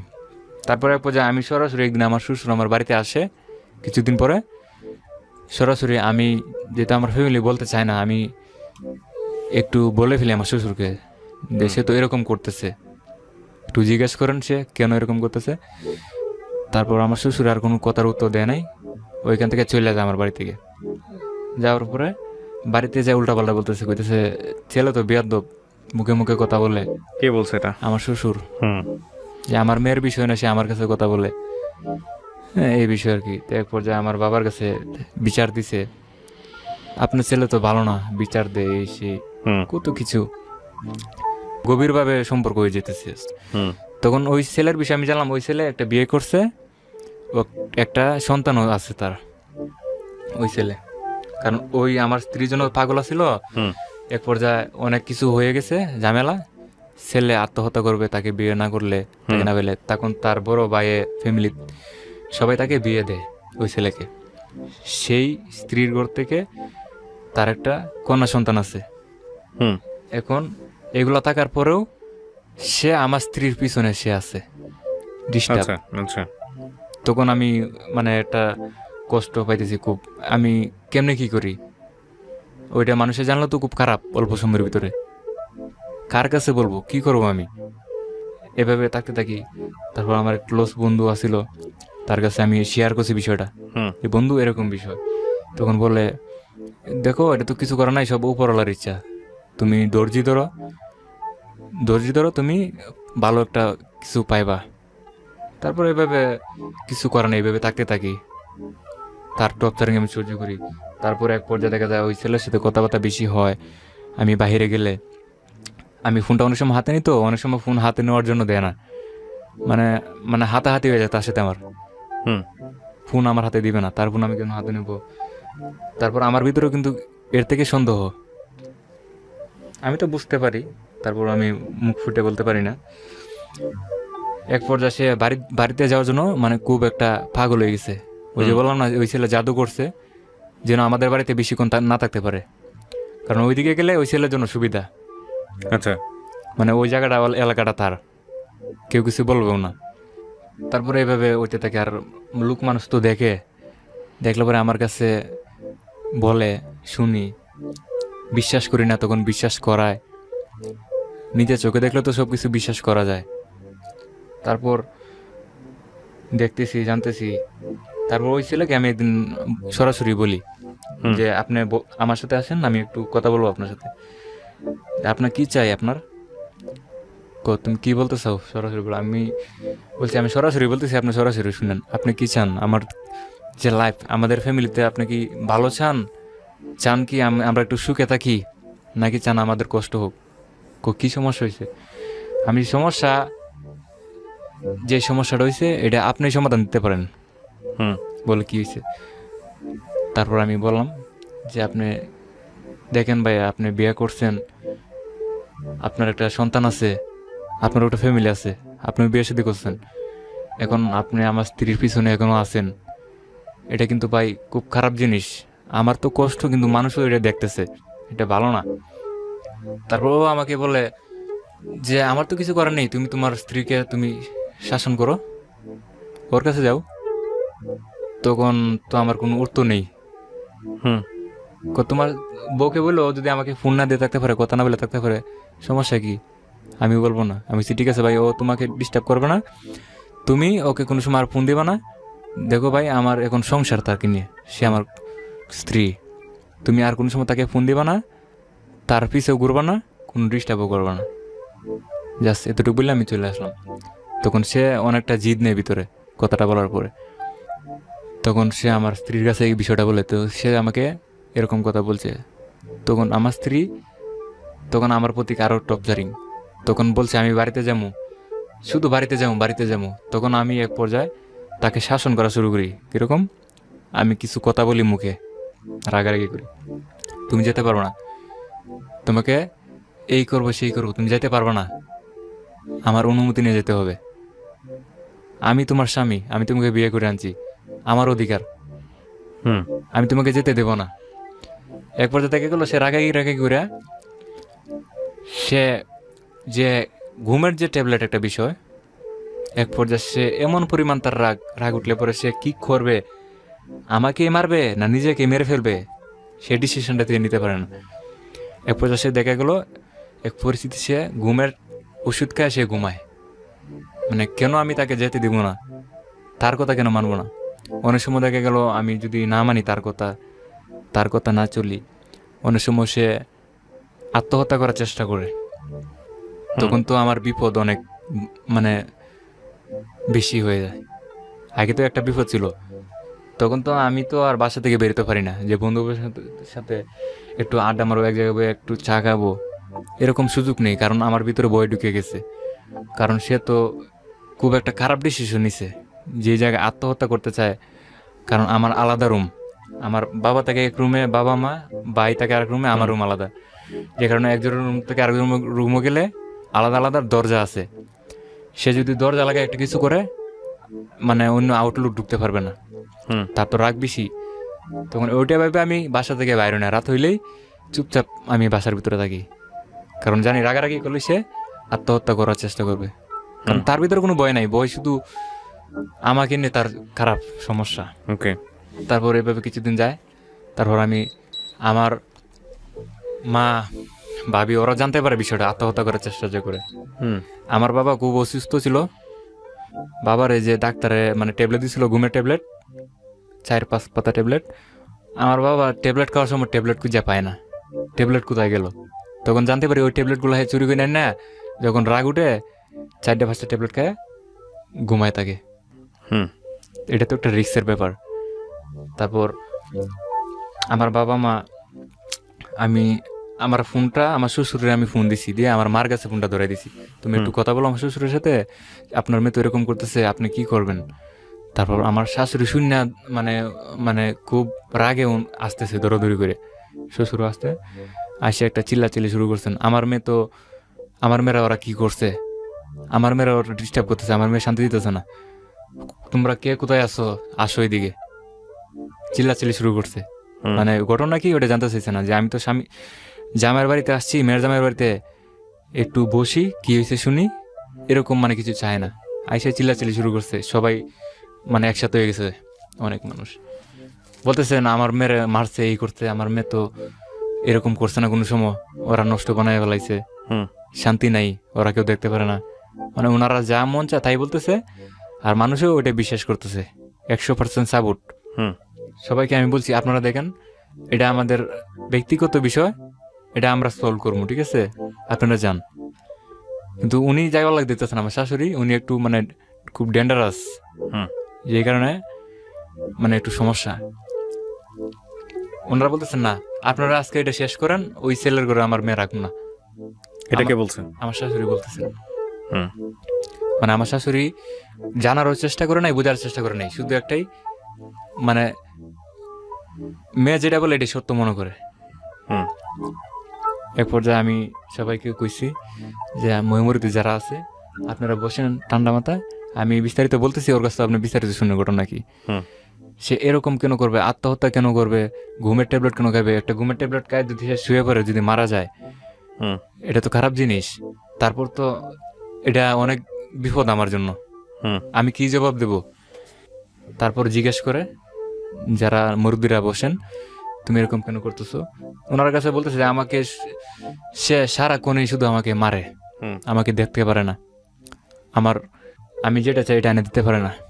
তখন আমি এক পর্যায়ে মিথ্যা কথা তখন বলছে, তখন আমি ওনাকে নিয়ে হাতে ধরে আর দেখাইছি, দেখেন আমার বাসা, আমার রুমে কি নাই আপনি দেখেন, তার কোন জিনিসটা নাই আপনি দেখে তারপর এটা আমাকে ওনারা দেখেন। বলতেছে না তো সবকিছু ঠিক আছে, যে জায়গায় তোমার একটা কাপড় দরকার ওই জায়গায় 3টা কাপড় সে এনে দিছে, যে জায়গায় তোমার একটা সাবান দরকার 3টা সাবান এনে দিছে, যে জায়গায় তোমার কোনো কিছু প্রয়োজন নাই ও কিছু সেটাও সে মানে ডাবল দিচ্ছে, তোমাকে ভালোবাসে বেশি, তোমার বুঝাইতে হবে না, তুমি যে মিথ্যা কথা বলো এটা আমরা বুঝতে পারছি।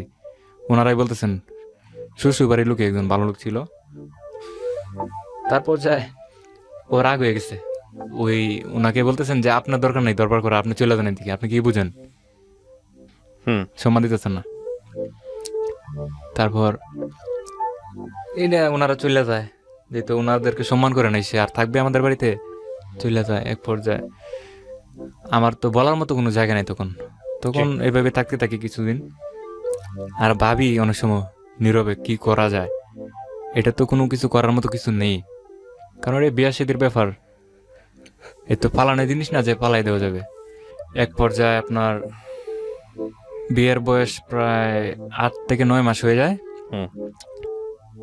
10 এরকমই হয়ে যায়। তারপর সে একটা ডিসিশন নেয়, ওর খালা তাকে, ওর যে খালা আমার ওয়াইফের সাবার থাকে, খালা খালু খালাতো বোন ভাই ফ্যামিলি নিয়ে ওই দিকে থাকে অনেকদিন যাবত, প্রায় 15-20 বছর হয়ে যায় দিকে থাকে। সে আমাকে বলতেছে আমি সাবার যাবো, আমি বলছি খেলা কি কেন যাবে, কই দিকে আমি কালার বাসায় থাকবো। আমি বলছি খালার বাসায় থাকবা, আমি কি করবো, তোমার মন চলে যাইবা কাজ করবা। তখন আমার রাগ হয়, যে কারণে রাগ হওয়ার পরে আমি তাকে একটা চর মারি, জাস্ট আমার তার কথাতে আমি রাগ পাইছি, একটা চর মারি। মারার পরে আমি চোরটা যে কেন মারলাম এটা আমি নিজেও জানি না, কারণ তার কথা কষ্ট পাইছি আমি। সে যে ডিসিশনটা নিছে তোমার ভালো লাগলে যাইবা না যাইলে নাই, আচ্ছা, এই কারণে আমি চোর মারি। চোর মারার পরে আমি নীরবে যায় কান্নাকাটি করতেছি, আজকে কেন সে এরকম করতেছে পাগলামি, এত বড় প্ল্যান, আর আমি কেন তাকে আজকে চোর মারলাম, নিজের নিজে বুঝাইতে পারতেছি না। তারপর আমার মা থাকেন ওই যে আমার খালাতো ভাই তাকে একজন স্কোয়ার মাস্টার বাড়ি, তখন আমার মা বাড়িতে নেই, আমার খালাতো ভাইয়ের বাসায় থাকে। আমার ভাইয়ের 2টা বাচ্চা আছে, ওদেরকে দেখশন করে আর কি। তখন আমি মার কাছে ফোন দিয়ে বলি মা ও তো চাইতেছে এই সাবার থাকতে ওর খালার বাসায়, এখন কি করবো, তুমি ওরা বুঝাও, আমি তো বাহিরে আর যাইতে চাই না, এলাকাতে কাজ কাম করবো, তাকমো কামো ঘুরমু যাচ্ছে তোর কি। এবার আমার মা ফোন দিয়ে ওকে বুঝাইলো যে শুনো আমার ছেলে বাইরে থাকতে পারে না, তুমি ওর নিয়ে থাকো, তোমার যা লাগে ও তো দেখতেছে আমিও দেখবো, তোমার সমস্যা নেই, তোমার তো কোনো ত্রুটি নাই, আর বাহিরে যাওয়ার দরকার নাই, যেহেতু বিয়ের বয়স 1 বছর এখনো হয় নাই, 1টা বছর আবার যত দেশে থাকো, সময় আছে অনেক তোমাদের সামনে, তারপরে যাও, এখন তুমি যাও না, তোমার প্রয়োজনে তুমি সময় যদি না কাটে, তোমার একটা ওই যে সেলাই মেশিন আছে না যেগুলো কাপড় সিলি করে, তোমাকে একটা মেশিন কিনে দেবো, তুমি এই কাপড় চোপড় একটু সিলি টিলি করবা, তুমি আয়রন টায়রন করবা, সময় এমনিতে কাটাইবা, সমস্যা নেই, সবার সাথে আড্ডা করবা, গল্প করবা, সমস্যা কি, তোমার তো এখন ভালো থাকার সময়। তখন সে মানে না, আমার মারে সরাসরি বলছে আপনার ছেলে যদি আমার সাথে ওই দিকে না যায় তাহলে আমি ওর সংসার করবো না। তার 1 নম্বর কারণ হলো ওইদিকে তার খালা থাকে, খালাতো বোন খালাতো ভাই, ওদের প্রতি তার এতটুকু মানে ভালোবাসা টান। তারপরে মানে ওইখান থেকে শুরু যে অ্যাক্সিডেন্টের বিষয়টা। তারপর আমি বাধ্যতামূলক আমি যদি ঢাকা না আসি ওর সাথে আমার সংসার করবে না, তখন তার কথা রাখতে গিয়ে আর তাকে আমি ভালোবাসি সেই জন্য তার কথা আমি রাখছি। তারপর আমি চলে আসি তার নিয়ে ওইদিকে, প্রায় এই যে গত বছর এই ঈদের এই 15-20 দিন আগে আসি এদিকে সাভারে। আসার পরে আমাদের কালা শাশুড়ি থাকেন যে বাসায় পাশে একটা প্লাট আছে, ওইদিকে আমরা রুম নেই দুজনে, ওনারা রুম দেখে আমাদেরকে রুম দেন, তারপর রুম টুম আমরা নতুন নেই। তারপরের দিন আমি কাজে জয়েন করি। আচ্ছা, যাওয়ার পরে আমি কাজ শুরু করি, যে আমার যে হেড মিস্ত্রি ছিল, হেড মিস্ত্রির কন্ট্রাক্টদারে বলছিল একটা কথা, আমাদের যে কন্ট্রাক্টদার যে আমার বিষয়ে বলছে যে ও তো নতুন মানুষ, এদিকে একটা মেইন লাইন আছে প্রপার্টি লাইন, ওই লাইনটা তুমি বন্ধ করে রাখবা, কারণ ওরা নতুন কাজ করতেছে, এই বিষয়ে অভিজ্ঞতা কম, শর্ট খাইতে পারে যে কোনো সময়, লাইনটা তুমি বন্ধ করে রাখবা। আর দ্বিতীয়ত কথা হলো ওদেরকে তুমি উপরে তুলবা না, বিল্ডিং এর উপরে, ওরা আবার তো নিচে কাজ করতে পারবে অনেকদিন। মানে আমাদের যে উস্তাদ ওনাকে বলছেন, কিন্তু উস্তাদে করছেন কি মেইন লাইনও বন্ধ করার নাই, আর আমাদেরকে সতর্ক করে নেই যে এদিকে এই জিনিস আছে, এদিকে এই জিনিস আছে। আমাদেরকে উপরে পাঠাইছে, যেদিকে বারণ করছে কন্ট্রাক্টরে। ওকে, তারপর উপরে পাঠাইছে, তুমি উপরে এই লাইনে কাজ করো। 2 তলা উঠলাম, ওঠার পরে জাস্ট কালে কাজটা শুরু করলাম আমি। তারপর আমি হাতে একটা রড নিলাম, একটু রডের কাজ ছিল আর কি। তখন আমি রডটা সোজা করলাম, সোজা করার উপরে আমার মাথার উপরে মেন একটা পোর্টফুটের লাইন, যে লাইনটা ছিল 33,000 ভোল্ট। ওহো। ওকে প্রিয় শ্রোতা, ছোট্ট একটা বিরতি নেবার আগে আপনাদের সবার জন্য বলছি, ঢাকা এফএম এর আরও একটি ইউটিউব চ্যানেল যেখানে আপনারা আমাদের এই অনুষ্ঠানগুলোর ভিডিও কন্টেন্ট দেখতে পাবেন। আপনারা সবাই চ্যানেলটি সাবস্ক্রাইব করুন। আমাদের চ্যানেলটির ঠিকানা হচ্ছে www.youtube.com/iLoveDhakaFM। আমার এই অনুষ্ঠানগুলোতে যদি আপনি অংশগ্রহণ করতে চান, আমাদেরকে ফোন করবেন। আমাদের ফোন নাম্বারটি হচ্ছে 09611904904। আমি আবারও বলছি 09611904904। ওকে, ছোট্ট একটা বিরতি। জীবন গল্প, জীবন গল্প, জীবন নাটকের চেয়েও নাটকীয়।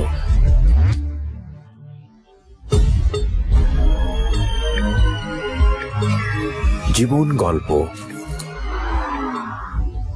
Welcome back once again. প্রিয় শ্রোতা, আপনারা শুনছেন জীবন গল্প। আমি আরজে কিবরিয়া আপনার সঙ্গে রয়েছি।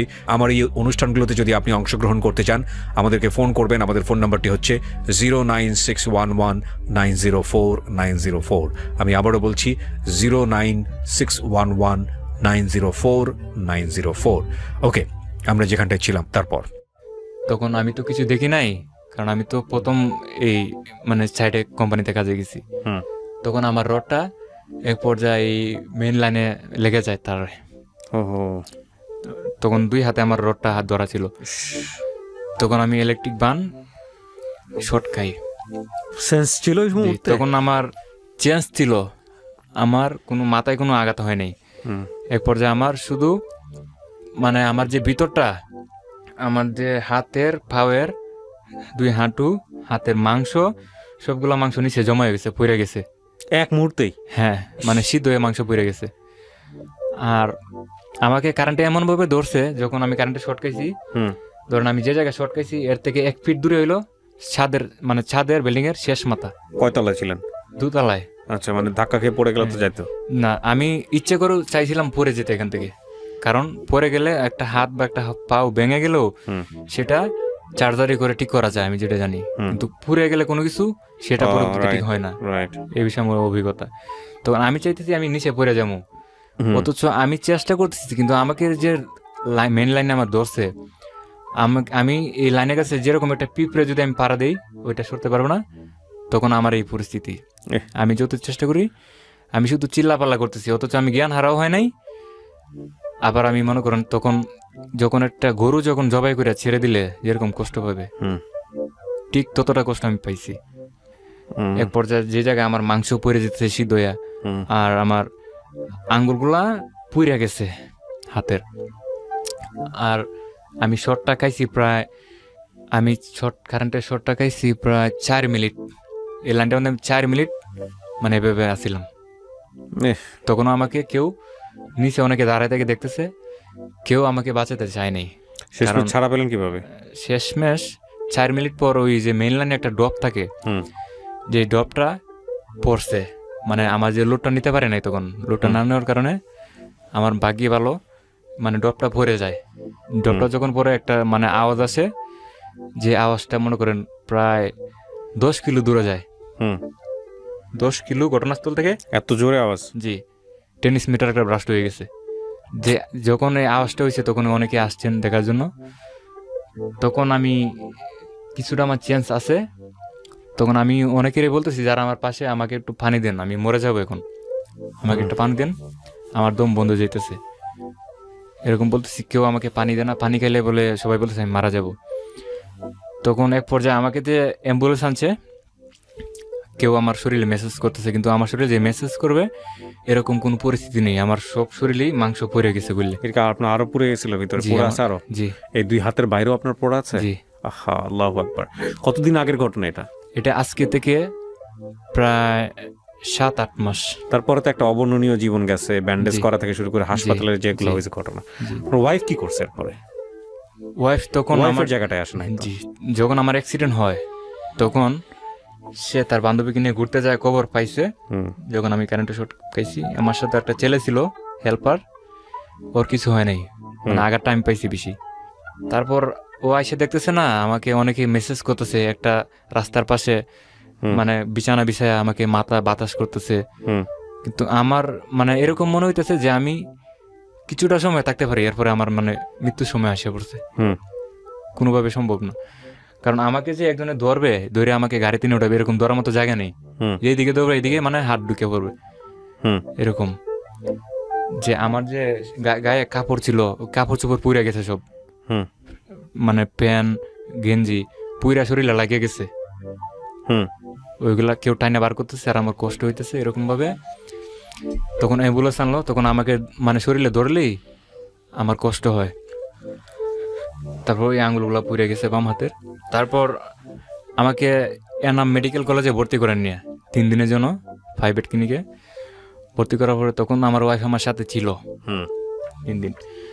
তখন 3 দিন পরে অনেক টাকা পয়সা নষ্ট হয়েছে। নষ্ট হওয়ার পরে মানে এইদিকে বলতেছেন চিকিৎসা চলবে না, আমার হাত দুইটা কেটে ফেলতে হবে, হুম কোনো চার্জারি হবে না, আর একমাত্র বাহিরে নিয়ে যেতে হবে, হুম আমাকে নিয়ে একদম কাতার যেতে হবে, নাইলে ইন্ডিয়া, এই প্লাস্টিক সার্জারির জন্য। বাংলাদেশে কোনো চিকিৎসা নেই। তারপর একজন ভালো মানুষ ছিল, তখন বলতেছে যে একটা মেডিকেল আছে ওইদিকে নিতে হবে বাঁচাতে গেলে। তারপর ওইখান থেকে আমাকে টাকা পয়সা ক্লিয়ার করে ওই যে শেখ হাসিনা জাতীয় বার্ন ইউনিট প্লাস্টিক সার্জারি ওইদিকে নিয়ে ভর্তি করেন আমাকে। তখনও আমার সাথে আমার ওয়াইফ ছিল। 3 দিন পরে ওইদিকে চলে যাই শেখ হাসিনা বার্ন ইউনিটে। হুম তখন এই মেডিকেল আমাকে ভর্তি করেন আইসিইউতে, লাইফ সাপোর্টে ছিলাম আমি। তখন ভর্তি করা অবস্থা তো তখন আমার পাশে অনেক লোক দরকার। তখন আমার প্রতিদিন ড্রেসিং হয়, ডাক্তার আসেন, অনেক মেডিসিন লাগে, হুম যে বমির ইংলিশন, ব্যথার ইংলিশন, ঘুমের ইংলিশন, আমার পায়খানা প্রস্রাব, আমার প্রস্রাব করতে হয় নল দিয়ে। তখন হুম আমার তো মানে লড়তে পারি না এরকম পরিস্থিতি, হুম মানে আর আমার নাকের ভিতরে নল ঢুকানো হয়েছে, তখন আমি মুখ দিয়ে খাইতে পারি না, নিষেধ। হুম বলছেন আমি কিছু খেতে পারবো না, কিছু খাইলেও সেটা চুপ করে খেতে হবে, মানে ডিম বা মাংস চুপ করে না মিশিয়ে হুম এভাবে খেতে হবে। নল দিয়ে খাই, হুম আর প্রস্তাব করতে হয় আপনার নলে। হুম টয়লেটও আমি নিজে করতে পারি না, তখন আমার লোক দরকার না। হুম। তখন 2 দিন হয় আমি ভর্তি হই লাইফ সাপোর্টে। হুম তখন আমার ওয়াইফ এক পর্যায়ে বলতেছে আমি তো এগুলা সহ্য করতে পারবো না, হুম তোমার পিছে তো অনেক সেবা যত্ন, তোমার মাকে বলো থাকতে, আমি বাড়িতে চলে যাবো। তখন আমি ওর হাতে ধরতেছি, হাতে তো ধরার মতো জায়গা নেই, বেন্টিস সমস্ত থাকে। এভাবে পর আমি ধরে বলছি তুমি চলে গেলে, মনে কর তুমি যদি চলে যাও এখান থেকে, হুম তাহলে মানে যা কদিন আমি বাঁচতে পারতাম এটা আর পারবো না। আচ্ছা, এখন আমার একমাত্র তোমার সেবা দরকার এখন। মানে হাত জোর করে হ্যাঁ, বলছেন। জি, ডাক্তারও বলছেন এখন একমাত্র ওর ওয়াইফের সাথে থাকতে হবে, সান্ত্বনা দিতে হবে, ছোট বাচ্চাদের মতো ওকে নিয়ে খেলাধুলা করতে হবে। ওকে, তারপরে সান্ত্বনা ওয়াইফ দেবে। কি বলছে? ও বলতেছে না আমি এটা পারবো না, তোমার পায়খানা করতে হয়, প্রস্তাব করতে হয়, মুখে তুলে খাওয়াইতে হয়। যে পর্যায়ে আপনার ভর্তি হওয়ার 3 দিন পরে আমার হাত ডাক্তারে বলতেছেন দুনোটা কেটে ফেলতে হবে। হুম। তখন তার মনের ভিতরে একটা দুর্বলতা ঢুকে হুম যখন এই ঘোষণাটা শুনে। আমার ডাক্তারে বলতেছেন রুগীর লুক কেটা, পেশেন্টের লুক। তারপর বলতেছেন মানে বোঝায় বলতেছেন যে হাত দুইটা কেটে ফেলতে হবে ওকে বাঁচাতে চান যদি। তারপর আমার ওয়াইফে সাইন দিয়ে ফেলেছে মানে হাত কাটার, কিন্তু আমার বড় ভাই মানতেছে না, ওরা তর্কাতর্কি করতেছে, একটা হাত তো রাখার চেষ্টা করতে হবে। হুম এটা তো অনেক বিষয়, সে বাঁচতে গেলে একটা হাত যদি তাকে কিছু করে খাইতে পারবে। তখন আমার ওয়াইফে সাইন দিয়ে ফেলে মানে হাত কাটার। তখন আমার বড় ভাই এটা মানে না, বড় ভাই অনেক জোরাজোরি করে ডাক্তারের কাছে গিয়ে বলতেছে আপনি হাত কাটলেও বাম হাতটা বেশি সমস্যা হয়ে গেছে, ওইটা কেটে ফেলেন, ডাইন হাতটা আপনি রাখার চেষ্টা করেন। হুম তারপরে এক পর্যায়ে মানে ডাক্তারে বলতেছেন আচ্ছা আপনি যেহেতু বলছেন, মানে উপরের লেভেলের থেকে একটা রিকোয়েস্ট আসছিল আর কি। হুম তারপর আমার হাতটা বাম হাতটা কেটে ফেলা হয়েছে 3 দিন পরে। হাতটা কাটার পরে বলতেছে ডাইন হাতটাও রাখা যাবে না, আর ডাইন হাতটা রাখতে গেলেও আমার একটা সার্জারি করতে হবে। ডাইন হাতটা বাঁচাতে গেলে হাতটা আমার পেটের ভিতরে ঢুকাইতে হবে। আমি দেখতে পাচ্ছি যে আপনার ডান হাত জি। না থাকার মতো অবস্থায় আছে, বাম হাতটা আপনার কেটে ফেলেছে। জি ডান হাতটা আপনার যেভাবে রাখছে আপনি হাত তো বোধহয় সোজা করতে পারেন, আঙ্গুলগুলো জি না। সোজা করতে পারেন, জি না, এ তো একেবারেই মানে কোনো কাজ ছাড়া বলা কোনো চলে, কাজে আসে না এখন। কাজে আসে না। আর বাম হাতটা কেটে ফেলেছে। জি, আপনার ওয়াইফ কি করেছে এরপরে? এরপর তো মেডিকেল থেকে চলে গেছে হ্যাঁ। পর্যায়ে। ওর থাকে নাই? গেছে আবার ওর বাড়িতে যায় নাই, হুম। ওর খালার বাসায় যেদিকে আমার সিরিজ ওইদিকে যায়, মানে ঘুরতেছে, খাইতেছে, ফুর্তি করতেছে। হুম। তখন আমাক যারা চিনে বলতেছে অনেকেই, তুমি যে আইসা পড়ছো, তোমার স্বামী কই, কি অবস্থা আছে? ভালো আছে, চিকিৎসা চলতেছে, আমি একটু আসছি, অসুস্থ হয়ে উনি কি যাবে। আছে আপনার সঙ্গে এখনো, নাকি আপনাদের সম্পর্কটা অন্যদিকে ডিভোর্স হয়ে গেছে? আমাদের সম্পর্কটা এখন অন্যদিকে চলে গেছে। অন্যদিকে বলতে কি ডিভোর্স হয়ে গেছে? জি, ডিভোর্সটা কে দিয়েছে? ডিভোর্সটা ও নিজে দিচ্ছে আমাকে। কবে, কতদিন আগে দিয়েছে? এটা আজকে থেকে প্রায় 2-2.5 মাস ডিভোর্স হয়েছে। আচ্ছা, এবং ডিভোর্সটা দিয়ে ও কি কাউকে বিয়ে শাদী করেছে? বিয়ে শাদী করে নাই, কিন্তু সম্পর্কে জড়িয়ে আছে। সেটা ওর ব্যক্তিগত বিষয়, এটা নিয়ে আমাদের কথা নাই বা বলি। এখানে একটা কথা বলি, কি নাম বলছিলেন আপনার? আমার নাম মোহাম্মদ মানিক। মানিক, আপনি গল্পটা কেন বললেন? আমার গল্পটা বলার উদ্দেশ্য, আমি তো একসময় ভালো ছিলাম, হুম। আমার ফ্যামিলিতে অনেক সুখী ছিলাম। একসময় আমি আম্মুদের ফুটিতে বড় হইলাম, হুম। কাজ করলেও দিন গেছে, না করলেও দিন গেছে।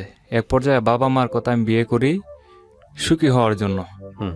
আমার মূল পয়েন্ট হলো এটা, সুখী হওয়ার জন্য। তখন কেন আমার ভালো থাকার পরিস্থিতি, যখন আমার তখন আমি কেন ভালো থাকতে পারলাম না? হাত পা ভালো ছিল, তখন আমার ক্ষমতা কেন নাই তা কেউ। একটা কথা আছে, জি, খুব সুন্দর একটা কথা আছে, সুখের লাগিয়া এ ঘর বাঁধিনু অনলে পুড়িয়া গেল। এবং সুখ জিনিসটা আসলে কি, আমি সবসময় একটা কথা বলি, সুখ জিনিসটা হচ্ছে আপনি যা আপনার কাছে আছে, আপনার যা প্রয়োজন সেটা সে মেটাতে পারে। অর্থাৎ মানুষের বেসিক নিড, খাদ্য, বস্ত্র, বাসস্থান, এগুলোর পাশাপাশি মনের সুখের দরকার হয়। জি, এই যাবতীয় চাহিদা পূরণ করাটাই হলো সুখ।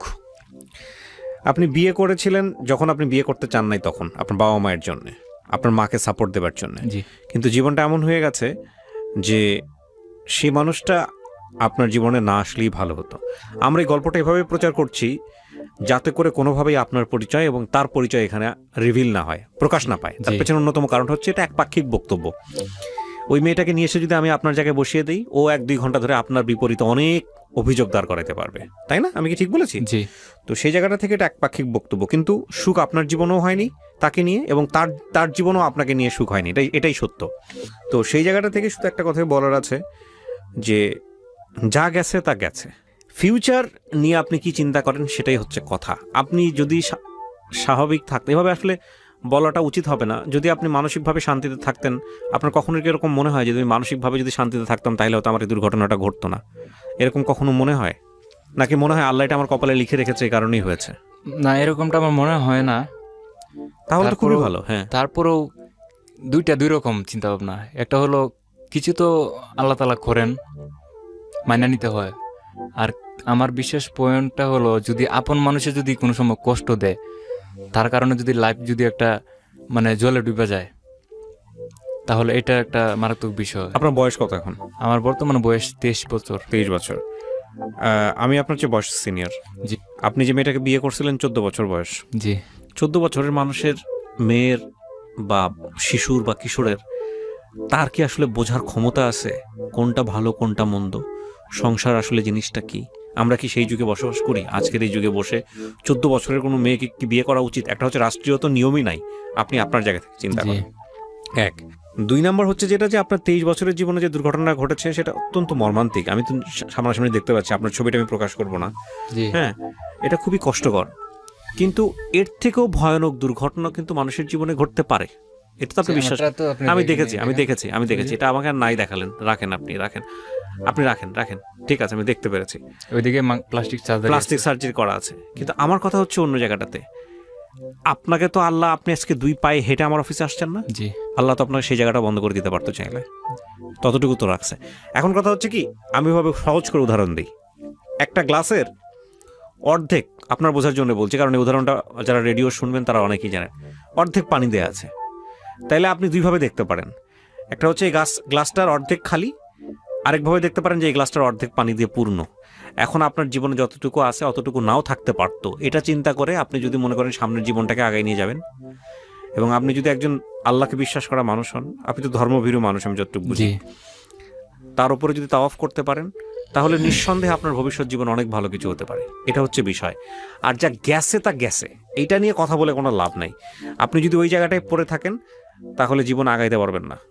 এটা হচ্ছে না। বিষয়, সামনে দেখতে হবে আপনাকে। জি আপনার হ্যাঁ, আমি যেটা বলতে চাই, আমার বলার বিষয়টা হলো, আমার জায়গা থেকে যেটা আমি বলতেছি, মানুষের তো মনে করেন আমার যে বিষয়টা, আমি যখন ভালো ছিলাম তখন তাকে বিয়ে করি, আমি তো তার বিরুদ্ধে কিছু বলতে চাই না, কারণ আমি সবসময় চাই সে যদি আমাকে ছেড়ে চলেও যায়, সে আমার স্ত্রী ছিল, সে এখনো সুখে থাক, সারা জীবন সে সুখে থাকুক, ভালো থাকুক, এটাই আমার দোয়া তার প্রতি। কিন্তু আমার কষ্টের যে বিষয়টা, এটা বলা উদ্দেশ্য, কারণ আমি তো তাকে বেশি ভালোবাসতাম, জীবনও চেয়েও বেশি ভালোবাসতাম, এবং তার ভালোবাসার জন্য আমি চ্যালেঞ্জও করছি কোনো সময়। এখন আমার হাত কাটা ফেলা হয়েছে, আল্লাহ তাআলা করছেন, একটা অ্যাক্সিডেন্ট হয়ে গেছে, তখন কেন হাত কাটার পরে মানুষও অনেকেই বলছেন যে ওর গড়ে তোমার